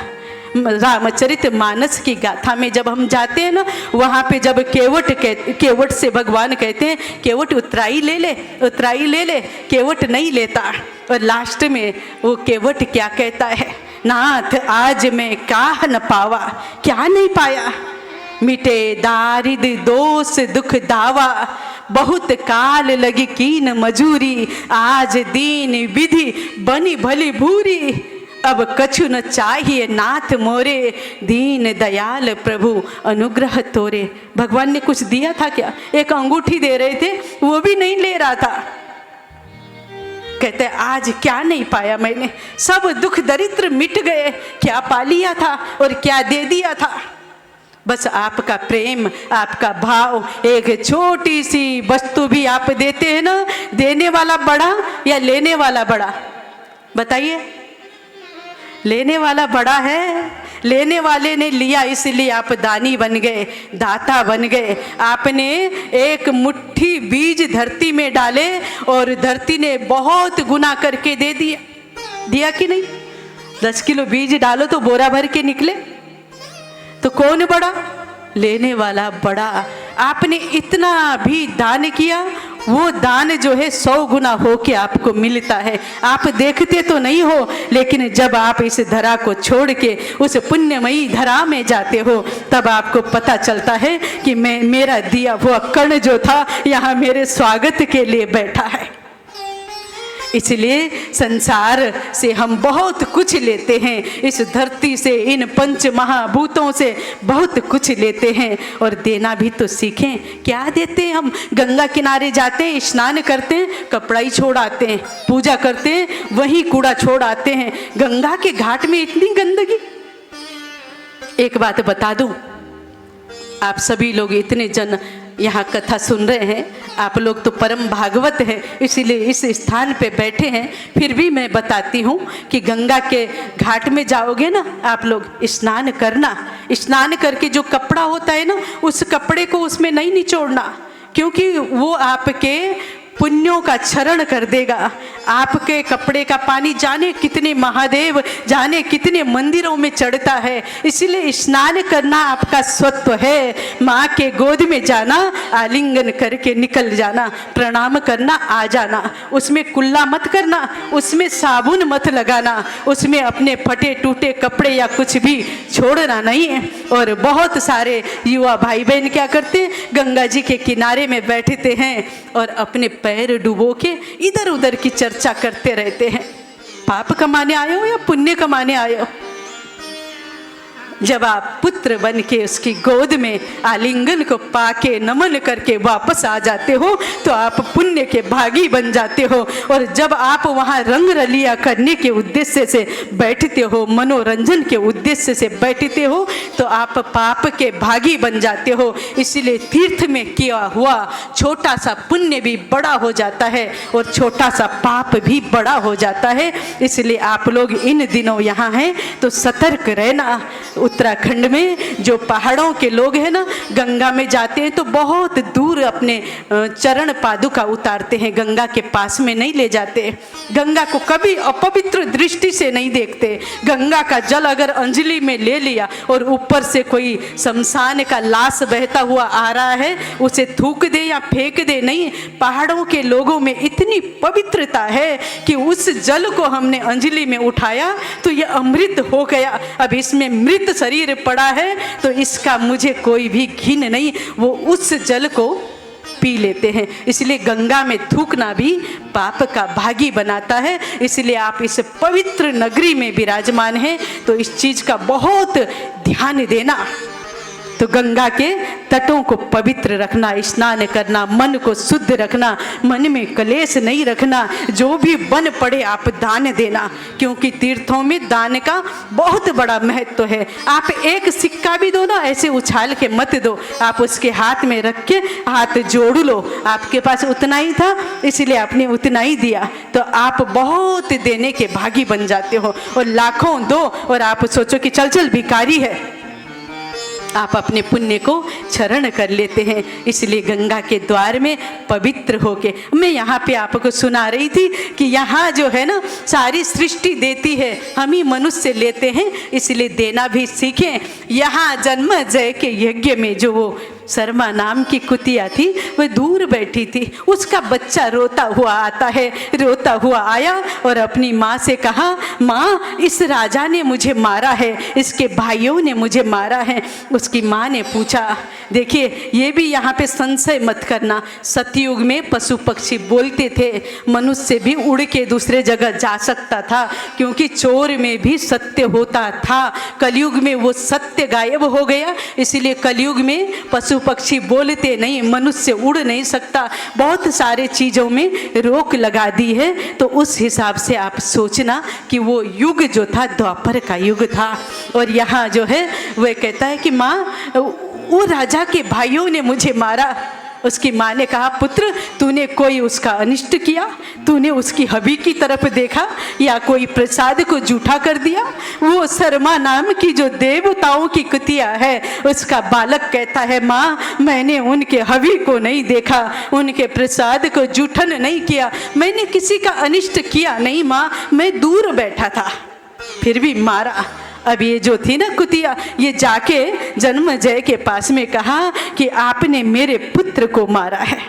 मेरा पुत्र जो था निरपराध था, ये मनुष्यों के लिए ही धरती थोड़ी है, सारा चराचर प्राणियों के लिए धरती है। जितना हमारा शरीर है ना, उतना धरती का भाग हर मनुष्य से लेके चराचर प्राणी को इस प्रकृति ने दिया है। मनुष्य अभिमानी है, अपने दल के बल में जितना भाग ले ले, वो किसका खाता है? पशु पक्षियों का ही तो स्थान चुरा रहा है ना, और फिर उन्हीं में आंख दिखाता है। आज गौ माता जो है सड़कों में घूमती है, गंदगियां खाती है, कुत्ते घोड़े खच्चर जो है ये मानव पालित हैं, कहते हैं ना घरेलू जीव है।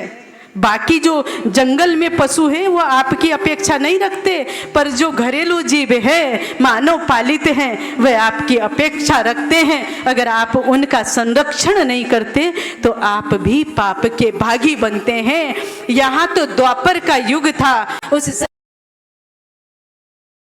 मेरे कुछ किए बिना मेरे पुत्र को तुम्हारे भाइयों ने मारा, इसीलिए अकारण अकस्मात विपत्ति तुम्हारे ऊपर आएगी।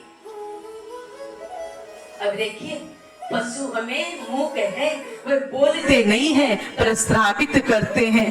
कुत्ता कुछ नहीं बिगाड़ता, लोग पैर तोड़ देते हैं। अब ये नहीं सोचते कि उसका पैर तोड़ दिया उसका क्या होगा, उसके पास कोई डॉक्टर है क्या?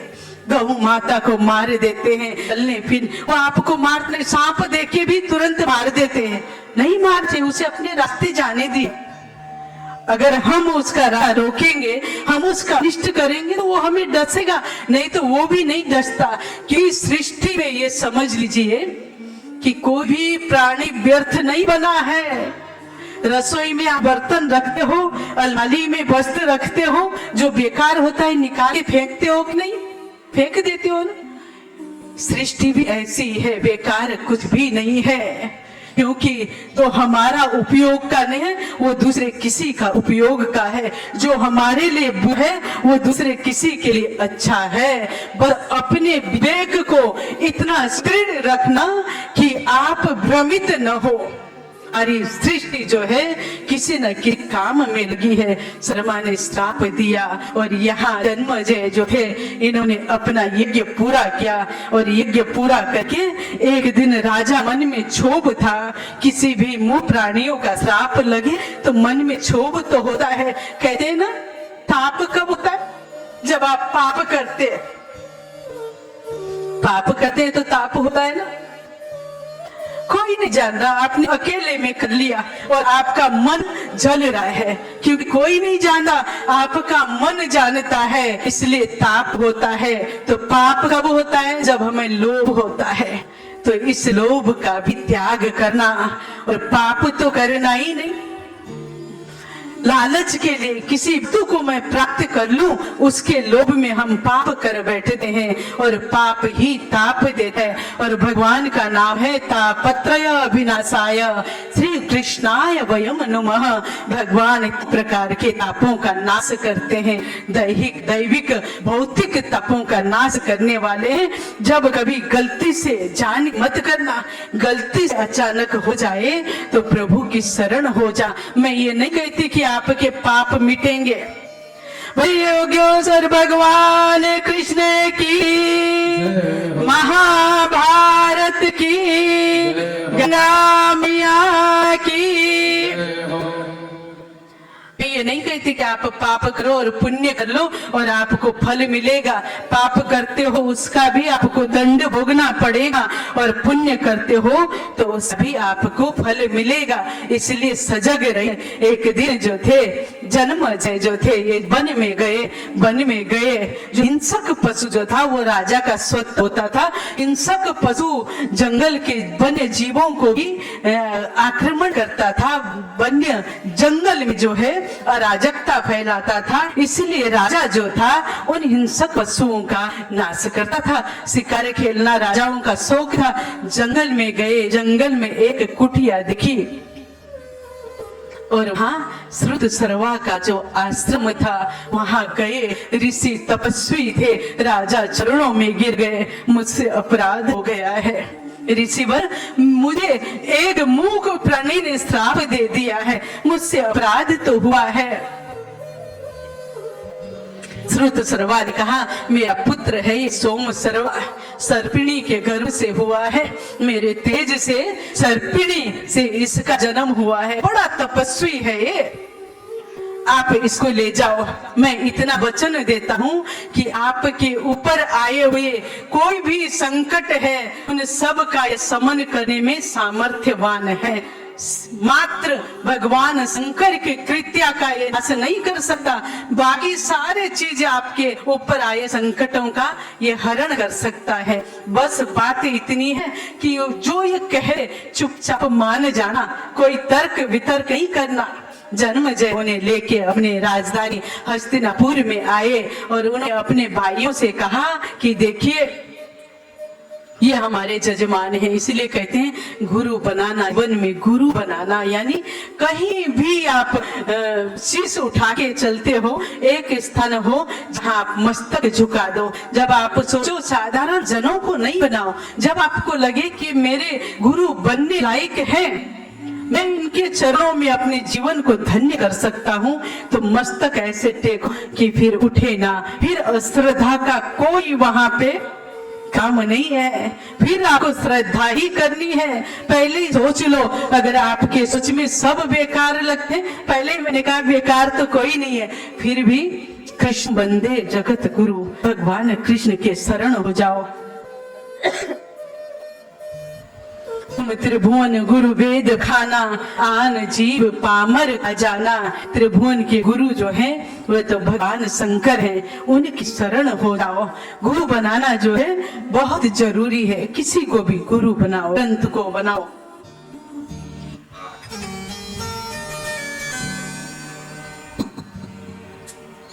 कहीं शीश झुके।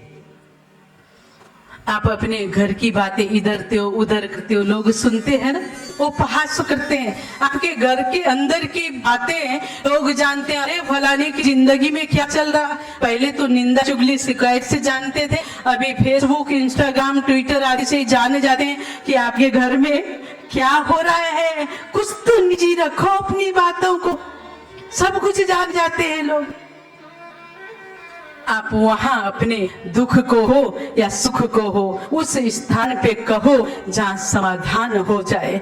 बहुत जगह मांगने की आवश्यकता नहीं है, प्रभु के द्वार में जाओ, वहां सी झुका दो। ये संसार जो है ना, यहाँ तो मांगने से ही मिलता है, पर भगवान का द्वार ऐसा है जहां शीश झुका दो सब कुछ प्राप्त हो जाता है। वह द्वार भी क्या द्वार मांगना पड़े, परमात्मा का द्वार वह है जहां आप निर्मांग हो जाओ, उनके शरण में शीश झुका लिया। वह सद्गुरु का द्वार भी ऐसा ही होता है, आप शीश झुकाओ, निर्मांग हो जाओ और गुरु आपको सब कुछ प्राप्त करा देते हैं।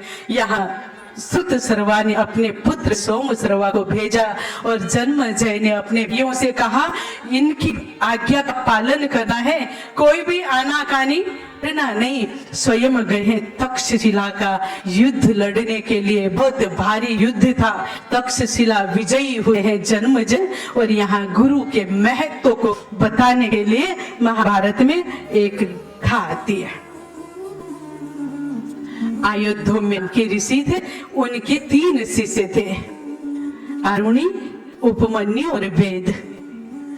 एक बार गुरु ने अपने पहले लोग गुरुकुल में रहते थे, चाहे राजा का पुत्र हो चाहे कोई स्त्री धनवान का पुत्र हो, जो गुरु कहते थे उसी अनुसार चलते थे। जैसे जैसे कुम्हार वो मरता है ना हथौड़ी, अगर इधर उधर हो जाए तो टेढ़ा मेढ़ा हो जाए, पर घड़े में पीछे से हाथ देता है, वो बनाना चाहता है। गुरु भी बनाना चाहते, आपका अनिष्ट नहीं करना चाहते, बस आपका धैर्य का परीक्षा लेते हैं। धैर्य आपका टूट गया तो आप फेल हो गए, और धैर्य आपका बना रहा तो आप पास हो गए। अयोध्या ने अपने शिष्य जो थे अरुणी, उनको कहा कि वत्स जाओ, धान के खेत में बहुत बारिश हो रही है, मेड़ टूट पड़ा है, उस मेड़ को ठीक करके तो आओ। अयोध्या के शिष्य ये अरुणी गए वहां, उन्होंने बहुत कोशिश की, बारिश इतनी तेज थी कि वो मेड़ बार बार टूट जाती थी। बार बार टूटने से, और हम और आप जैसे होते तो कहते इतनी बारिश में बुखार आ जाएगा, मैं पहले ही भीग रहा हूँ, मुझे ठंडी लग रही है, और जुकाम हो जाए तो ये गुरुजी ने भी कैसा काम दे दिया, वापस आ जाते ना, गुरु को बताए बिना वापस आ जाते।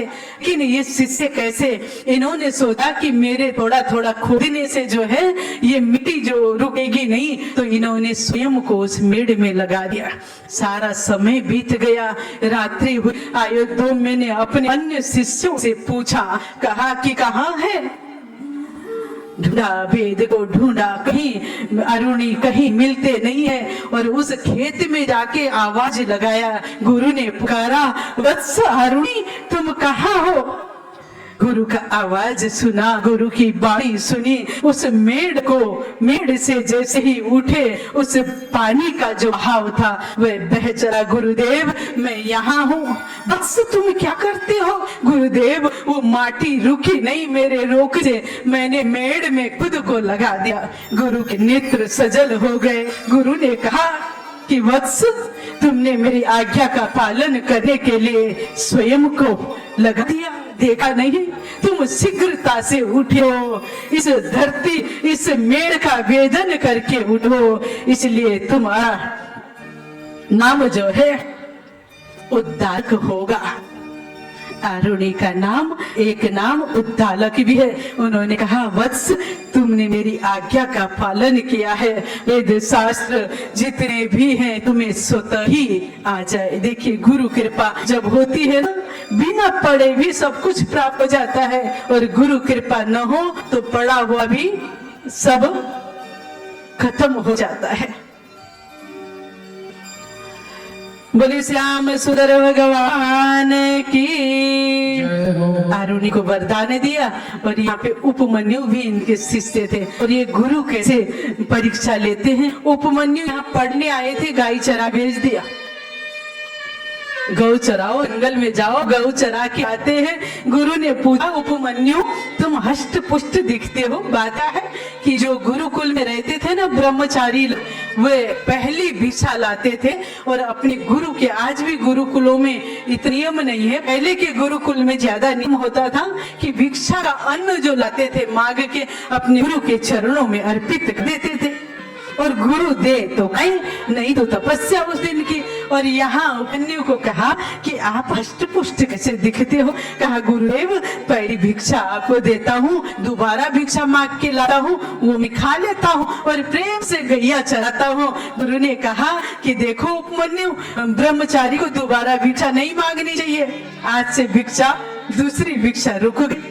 अब उपमन्यु कुछ समय बाद फिर गुरु ने पूछा कि उपमन्यु अब भी तुम हष्ट पुष्ट देखते हो। गुरुदेव मैं वन में गाय चराने जाता हूँ, गौ माता का दूध पी जाता हूँ। गुरु ने कहा कि उपमन्यु ये क्या करते हो। गौ का दूध में बछड़े का शुद्ध होता है, वो बछड़ा पिए दूध, तुम पी जाते हो तो बछड़ा नाराज हो जाएगा, भूखा रह जाएगा। अब ये विषय भी खत्म हो गई। थोड़ा समय बीता, फिर गुरु ने पूछा, उपमन्यु तुम हष्ट-पुष्ट कैसे दिख रहे हो। गुरु देखिए किसी परीक्षा लेते, आज के शिष्य होते तो कहते खाना रहने को स्थान है, न खाने को भोजन कौन चराए। गुरु की गैया यहाँ रहे, जंगल से ही भागते बने। पर उस समय के शिष्य आप देखिए, गुरु ने पूछा हष्ट पुष्ट कैसे दिखते हो मन्यु। उपमन्यु ने कहा, गुरुदेव वो गौ माता का जो बछड़ा है ना, वो दूध पी जाता है और उसके होठों में जो झाग लगा होता है ना, उनको मैं खा जाता हूँ। गुरु ने कहा, नहीं उसको भी खाना नहीं है, क्योंकि गौ माता ने देख लिया ना तो अनर्थ हो जाएगा। उसके मुख में लगे झाग को भी आपको खाना नहीं है। अब उपमन्यु क्या कर, भूखे रहने लगे। 10 दिन बीते, 15 दिन बीते, अब दुबले हो गए, बिल्कुल भूख से व्याकुल हो गए। एक दिन भूख लगी तो आक के पत्ते जो थे उनको तोड़ के अपनी क्षुधा को निवृत्त करने के लिए जैसे उपमन्यु ने खाया, अंधे हो गए हैं। अंधे हो गए तो इधर उधर गौओं को आवाज लगाया, हाँ तहाँ चलने लगे, आश्रम में नहीं आ पाए, सूखे एक बड़े से कुएं में गिर गए हैं। अब सारा सांझ का समय बीत गया, रात्रि हुई। अयोध्या ने पूछा अपने अन्य शिष्यों से, उपमन्यु आया नहीं उपमन्यु नहीं आया। गुरु की करुणा देखिए, वे वन में अपने शिष्य को ढूंढने के लिए आते हैं। वन में आए, आवाज लगाई, वत्स उपमन्यु कहाँ हो। आवाज कुएं से आते, गुरुदेव मैं यहाँ हूँ, तुम यहाँ क्या करते हो। गुरुदेव क्षुधा ने मुझे व्याकुल कर दिया, मैंने आक के पत्ते खा लिए गुरुदेव, और मैं अंधा हो गया हूँ, मैं इस कुएं में गिर गया हूँ। गुरु अयोध्या ने कहा कि उपमन्यु तुम अश्विनी कुमार का स्मरण करो। योगेश्वर भगवान की जय हो। उपमन्यु तुम प्रार्थना करो, अश्विनी कुमार जो देवताओं के वैद्य है उनसे प्रार्थना करो। उपमन्यु ने स्तुति की, अश्विनी कुमार अमृत लेके आए। जब औषधि देने लगे, आप देखिए यहाँ औषधि देने लगे तो उपमन्यु ने हाथ जोड़ दिया, मेरे गुरुदेव को पहले दे दीजिए। कहा कि नहीं तारे गुरुदेव ने भी पहले ऐसा ही कुछ हुआ था, उन्होंने अपने गुरु को दिए भी खा लिया था, तुम भी ले लो वत्स। लेकिन उपमन्यु माने नहीं, गुरु आज्ञा से औषधि खाई है और उनके नेत्र जो थे फिर से नेत्रों में ज्योति आ गई है। और यहाँ अश्विनी कुमारों ने आयुध धौम्य के कहते कि दांत उज्ज्वल कर दिए, उपमन्यु को वरदान दिया। कई बार दांत सुपारी कहनी श्रुति खाने से काले हो जाते हैं और कई बार ऐसे भी दांतों में कुछ, तो कहते हैं कि यहाँ पे इनको कहा कि आपके गुरु के दंत पंक्ति जो है ये उज्जवल हो जाएंगे, और उनको भी नेत्र ज्योति दी। यहाँ गुरु प्रसन्न हुए, और गुरु प्रसन्न हो जाए तो तीनों लोक की संपत्ति शिष्य को अर्पित कर देते हैं। तीनों लोक की संपत्ति क्या है, विवेक, ज्ञान, ज्ञान रूपी संपत्ति गुरु अर्पित कर देते हैं। उपमन्यु को भी संपूर्ण संपत्ति अर्पित किया है। तीसरे शिष्य हैं वेद, ये बहुत भोले वाले थे, सीधे साधे थे। इन्होंने बहुत दिनों तक अपने गुरु की सेवा की, और गुरु सेवा करते करते काफी समय बीत गया और फिर बाद में जाके ये गृहस्थी बने और गृहस्थी बने तो इनके गुरुकुल में भी बड़े सारे शिष्य आए। वेद अपने आश्रम के कठिनाई को जानते थे। गुरुकुल में रहना इतना सहज नहीं होता है। आप साधुओं को देख के सोचते होंगे अरे बड़ा आनंद है, हमारी तरह खाते पीते हैं, सोते हैं, जागते हैं, पर बहुत सारी कठिनाई इस संन्यास के जीवन में भी आती है। कभी तन से, कभी मन से, बहुत सारी कठिनाई। क्या आप कहोगे साधुओं का भी कोई नहीं होता है कि मन को मार देना चाहिए, है ना? तो बहुत सारी कठिनाई आती है। तो इन्होंने जो इनके भी बहुत सारे शिष्य थे, इनमें से एक शिष्य थे उंग नाम के, वे अपने गुरु के बहुत भक्ति थे। सारे शिष्य चले गए लेकिन इन्हें गुरु की सेवा में ही उतंग रहते। और ये जो थे ना, इन्होंने, इनके गुरु ने कभी इनको कोई काम नहीं बताया। एक दिन अपने शिष्य उतंग की परीक्षा लेने के लिए गुरु ने कहा देखो मैं तो जा रहा हूँ, यज्ञ अग्नि जो है ये नष्ट नहीं होनी चाहिए, तो ये आपकी जिम्मेवारी है यज्ञशाला की रक्षा करना। ये गुरु आज्ञा थी। और यहाँ उतंग यज्ञशाला की रक्षा करते हैं और वहां पे गुरु माता ने भेजा, उनके पास में अन्य तपस्वी स्त्रियों को भेजा। तो यज्ञशाला की नहीं, गुरु की कुटिया की रक्षा, गुरु माता की सेवा में आपको जाना है। उतंग जो थे देखने में सब देह जो था बहुत ही तरुण थे, सुंदर थे और इनकी परीक्षा लेने के लिए कह दिया कि गुरु माँ ने अपनी सेवा में आपको बुलाया है। उतंग ने हाथ जोड़ दिए कि मुझे क्षमा करना, मेरे गुरु ने जो कार्य दिया है इसके सिवा मेरा चित्त इधर उधर नहीं जाता है। और गुरु माता के वहां गए नहीं। जब इनके गुरु आए, इन्होंने देखा, इनके चरित्र को देखा, इनके चरित्र की परीक्षा के लिए उन्होंने कहा था, देखा तो आनंदित हो गए, तुम्हारी शिक्षा पूरी हो गई वत्स, तुम जा सकते हो। उतंग ने कहा गुरुदेव मैं क्या गुरु दक्षिणा दूं? तो इन्होंने कहा कि मुझे कोई गुरु दक्षिणा नहीं चाहिए, तूने बहुत सेवा कर ली वत्स, तू जा। ये माने नहीं, मुझे गुरु दक्षिणा देनी है। पहले क्या होता था कि गुरु लोग जो थे, आचार्य लोग जो थे, ऐसे ही पढ़ा लेते थे, शुल्क नहीं लेते और अंतिम समय में वह दक्षिणा के रूप में कुछ ना कुछ अपने गुरु को दे के आते थे, जिससे उनका आश्रम चलता रहता था और मांगने श्रेष्ठी के पास ही जाते थे। अब इन्होंने कहा मुझे तो कोई अपेक्षा नहीं है, अपनी गुरु माँ के पास चले जाओ। अपनी गुरु माँ के पास में जाके उतंग ने कहा माते आप गुरु दक्षिणा के रूप में कुछ मांगो। तो उन्होंने कहा वैसे तो मुझे कोई चाह नहीं है उतंग, अगर तुम देना चाहते हो ना तो राजा पौष्य, उनकी रानी है मदयंती, उनके कानों में अमृत स्रवी कुंडल, जिनसे अमृत झरता है, ऐसे कुंडलों को वो पहनती है। मैंने सोचा कि ब्राह्मणों का बड़ा भंडारा करूंगी और उस भंडारे के समय में जब मैं ब्राह्मणों को प्रसाद बांट रही हूँ तो मेरे कानों में कुंडल होने चाहिए। देखिए परीक्षा, मतलब इन्होंने जबरदस्ती कहा था ना कि आप हमसे गुरु दक्षिणा मांग लो, कहा नहीं चाहिए, फिर कहते मांग लो।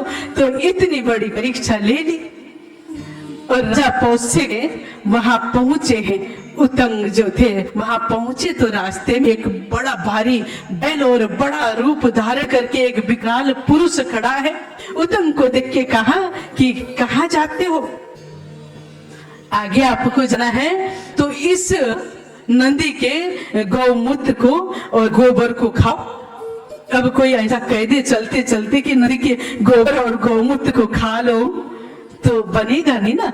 पूजा के समय आप थोड़ा आचमन कर लो, अलग बात है। चलते चलते कोई कहे कि खाओ इसको, दुविधा में पड़ गए। उन्होंने कहा दुविधा मत पड़ो, खा लो। एक बार तुम्हारे गुरु के साथ ही ऐसा ही हुआ था, उन्होंने तो इतना नहीं सोचा। तो उतंग जो थे उसके गोबर और गौमूत्र को खाया, चलते चलते आचमन किया। देखिए धर्म के जो 4 चरण है ना, उसमें शौच यानी पवित्रता का भी ध्यान रखा गया है। धर्म के 4 चरणों में पवित्रता भी आती है। तो इन्होंने चलते चलते खाया और थोड़ा ऐसे कैसे खुला किया, चल दिए। पवित्रता में जब हम कुछ खाते हैं तो हाथों को भी धोना है, मुख का कुल्ला करना है और पैरों में भी थोड़ा जल डालना है, तब तक आपका शरीर पवित्र है। मतलब कोई पुण्य कार्य करने लिए। इन्होंने कुल करके आगे निकल गए। राजा पौष्य की राजधानी गए। राजा बड़ा ब्राह्मण भक्त था। उन्होंने राजा के पास में जाके कहा कि राजन, मैं गुरु दक्षिणा में अपनी गुरु माँ को कह के आया हूँ कि आपकी रानी के कानों में जो कुंडल है मुझे वो गुरु दक्षिणा में चाहिए। देखिए मांगने वाला कैसा और देने वाला कैसा। राजा मुस्कुराए। उन्होंने कहा, ब्राह्मण देव, मेरा द्वार तो हमेशा खुला रहता है ब्राह्मणों के लिए, आप चले जाइए। मेरी रानी अंतपुर में विराजमान है, द्वार नहीं लगे, खुले हैं द्वार, आप चले जाइए। उत्तंग कहाँ गए और उन्होंने रानी को नहीं देखा। जिला के बाहर निकले और कहा, राजा पौष्य, आप जैसे राजा भी झूठ बोलते हैं, आपकी रानी वहां मुझे दिखी नहीं। विस्मय में पड़ गए। राजा पौष्य ने कहा कि ब्राह्मण, या तो आपका मन अपवित्र है या आपका सिर अपवित्र है। मेरी रानी तो उसी स्थान पे है, वह परम साध्वी पतिव्रता है। वह किसी पर पुरुष को जिसका मन अपवित्र हो उसको दिखती नहीं है। देखिए, उत्तंग को ध्यान आया कि अरे मैं आचमन किया था, चरण प्रक्षालन नहीं किया, ठीक से मुख में कुल्ला नहीं किया। जब उत्तंग स्नान करके गए तो वो रानी वहीं बैठी थी। परम साध्वी जो पतिव्रता नारी होती है ना, उसके तेज तप का हमारे पुराणों ने बहुत गायन किया है। माताओं, अभी के समय में आप देखते हैं किसी भी ब्राह्मण से, किसी भी कथाकार से दीक्षा ले लेते हैं, पति की आज्ञा के बिना ही चले जाते हैं। मन माना बर्ताव आजकल माताएं बहनें करने लगे। पहले क्या होता था, गुरु से दीक्षा लेते थे उनके पति और अपने ही पति से दीक्षा लेती थी पति, यानी अपने पति को ही गुरु बनाती थी। अब गुरु से आप दीक्षा लो और गुरु ऐसा निकला कि गुरु दक्षिणा में आपकी लाज को मांग ले तो आपका मन करेगा, अरे गुरु ने मांगा है, दूं या नहीं दूं, आप दुविधा में पड़ गए। कितना ही भ्रष्टाचार चल रहा है ऐसे ही। इसलिए माता और बहनों को कहती हूँ कि दोनों लोग गुरु दीक्षा लो, पति दीक्षा ले, अपने पति से उस गुरु के मंत्र को लेके आप जप करो। व्यर्थ में घूमना नहीं। माताओं में इतनी शक्ति है कि जब मन पवित्र हो जाता है, पर पुरुष की तरफ मन ही नहीं जाता है, तो माँ अनसुया की तरह ब्रह्मा विष्णु महेश भी उसके द्वार रहते हैं ना, कि बिना ओढ़ी ओढ़े अपने लाज की भिक्षा दो तो वह भी बालक बना देती है। अपने आंचल का दूध तो पिलाती है लेकिन निर्बोध बना देती है। ऐसी शक्ति माताओं में है, पर अपने शक्ति को तो पहचानना होगा। अब बात देखिए, आती बात कहाँ है। अगर हम उधर घूमे तो बात आती द्रौपदी का पतिव्रता नहीं थी, उसके केस दुशासन ने कैसे पकड़ पाया। रामायण में चले जाएं तो जानकी क्या पतिव्रता नहीं थी, उसे रावण कैसे हरण कर लिया। देखिए, आपकी और मेरी छोटी सी बुद्धि से हम ये सोच नहीं सकते। ये जो था, द्रौपदी तो कारण बन के आई थी। महाकाली ने स्वयं ही इंद्राणी और द्रौपदी का रूप धारण किया था पापियों के भार को नष्ट करने के लिए। तो ये निमित्त बनना चाहती थी, इसलिए नहीं तो द्रौपदी दुशासन के केस तो क्या, उसकी परछाई से चल जाता। ऐसे ही जानकी थी, रावण से छू न पाता। भगवान तुलसीदास जी ने तो कहा, भगवान राम ने पहले ही कह दिया था कि हे प्रिया पतिव्रता सुखशीला हो तुम, मैं नर लीला करना चाहता हूँ। जब तक मैं नर लीला करूँ ना, तुम अग्नि में प्रवेश कर जाओ। किंतु लीला तो करनी है, अपनी छाया को छोड़ दिया था। लक्ष्मण भी इस वेद को नहीं जान पाए थे। हम आगे पौष्य राजा की पत्नी मरियंती जहाँ है, उन्होंने अपने कान के कुंडल निकाले उत्तंग को दे दिए। उत्तंग ने कहा कि देख पुत्र, रानी जानती थी मेरे कानों के कुंडल लेने वाला ये साधारण ब्राह्मण हो ही सकता। उन्होंने कुछ सोचे बिना अपने कान के अमृत स्रवी कुंडल दे दिए। कहा, उत्तंग, इन कुंडलों को तो ले जाओ, किंतु एक बात बताई देती हूँ, इन कुंडलों के पीछे तक्ष भी पड़ा हुआ है। सर्पराज तक्ष जो है, तक्षक जो है, इस कुंडलों के पीछे पड़ा है। अब आपको ये शंका होगी कि तक्षक जब इस कुंडल के पीछे पड़ा था तो इस रानी के महल में आके वो तो छोटा सा रूप धारण कर सकता था, आया क्यों नहीं?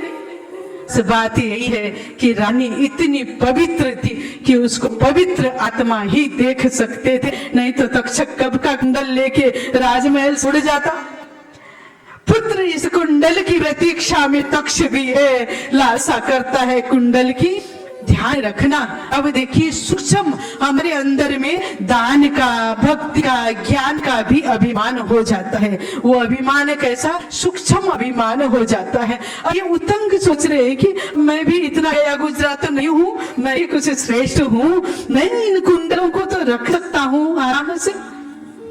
बताया नहीं माता को, उनको प्रणाम करके सती को आने लगे तो राजा पुष्य ने कहा, उतंक ऋषि आप भोजन प्रसाद पाके जाओ। उतंक के आगे भोजन परसा गया और भोजन देख के इन ब्राह्मण ने राजा पुष्य को श्रापित कर दिया।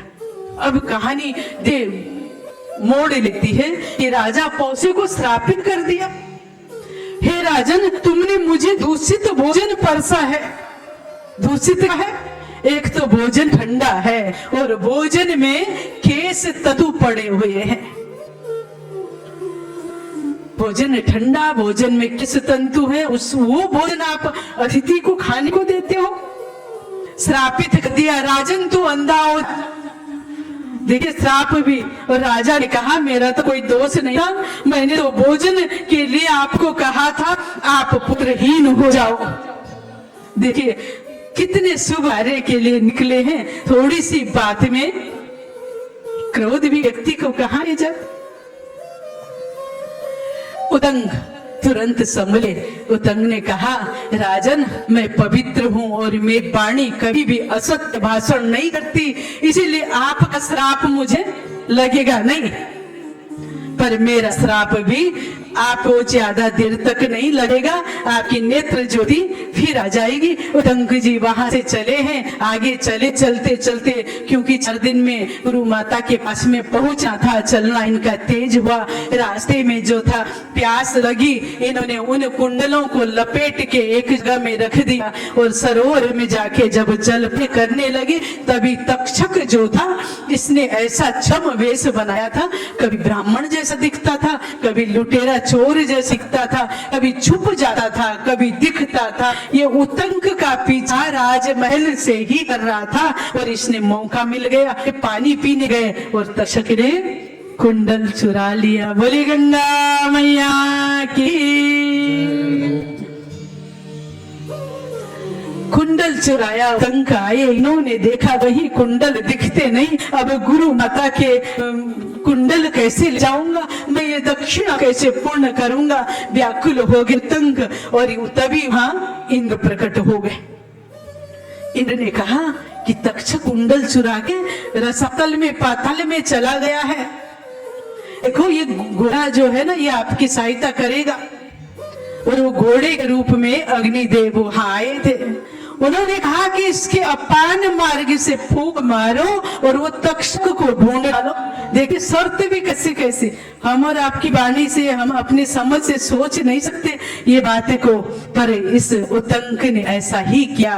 और वो दिव्य ज्वाला जो थी वह रसतल को भी चीर के तक्षक को बाहर लाई। इंद्र के वज्र और अग्नि की सहायता उतंक जो थे तक्षक के पास से कुंडल ले आए, अपने गुरु के पास में आए और कुंडल अर्पित किया। गुरु माता आनंदित हो गई। गुरु ने पूछा इतनी देर कैसे लग गई, कुछ हुआ था क्या? उन्होंने सारी घटना बता दी। गुरु हंसे, उन्होंने कहा देखो ये तुम्हारी परीक्षा थी, वो बैल और वो सारा अपने गौमूत्र का पीना वो आपकी सुरक्षा के लिए था। आपके मन पवित्र भी हो तो तन में कहीं ना कहीं अशुद्धि होती है, आप मूत्र का त्याग करने जाते, बार बार स्नान करके तो नहीं आते हो ना, वस्त्र पहने वही आ जाते हो, तो आप पूजा के योग्य नहीं होते। दिन भर खाते हो, फिर उन्हीं वस्त्र में सांझ को पूजा करना, यानी शरीर अशुद्ध होता है। जब आप पूजा करो, चिंतन करो, तो अपने शुद्ध वस्त्रों का चिंतन करो। गुरु कहते हैं तुम्हारी शुद्धता के लिए वह जो था गौमूत्र और उसका पान किया, अपने गौ गव्य का पान किया जो आपने, और ये जो थे इंद्र तो मेरे मित्र है और ये भी आपकी रक्षा के लिए मैंने ही इनको भेजा था। वत्स तुम्हारे कार्य सारे पूर्ण हो गए। बोले श्याम सुंदर भगवान की। अब बात ये है कि यहाँ 9 से 11 बजे का समय दिया था। आज तो पहला दिन था तो 1 घंटा लेट ही हो गया। अब यहाँ पे 12 बजने वाले हैं। तो आप लोग क्या चाहते हैं, क्योंकि आगे की कथा में जब हम प्रवेश करेंगे तो कथा लंबी चली जाएगी, तो 1 घंटा और प्रतीक्षा करना पड़ेगा। तो अब यहाँ उतंक जी ने जो है वो कुंडल अपनी गुरु माता को दी और यहाँ पे अपने वापस आए, और वापस आके उनके मन जो है बेचैन है। क्यों? वो तक्षक ने बहुत सताया है, उससे बदला लेना है। तो ये हस्तिनापुर पहुंच गए और राजा जन्मेजय के पास में पहुंच गए। यहाँ की कथा हम कल करेंगे। अभी आप लोग भजन सुनेंगे और आरती करके फिर भोजन करेंगे। भोजन प्रसाद करके आप जो भी आपने सुना हो उसका जरूर चिंतन करना। बोले गंगा मैया की, योगेश्वर भगवान की, महाभारत महाकाव्य की, सब देवन की, उत्तराखंड देव भूमि की, भक्त और भगवान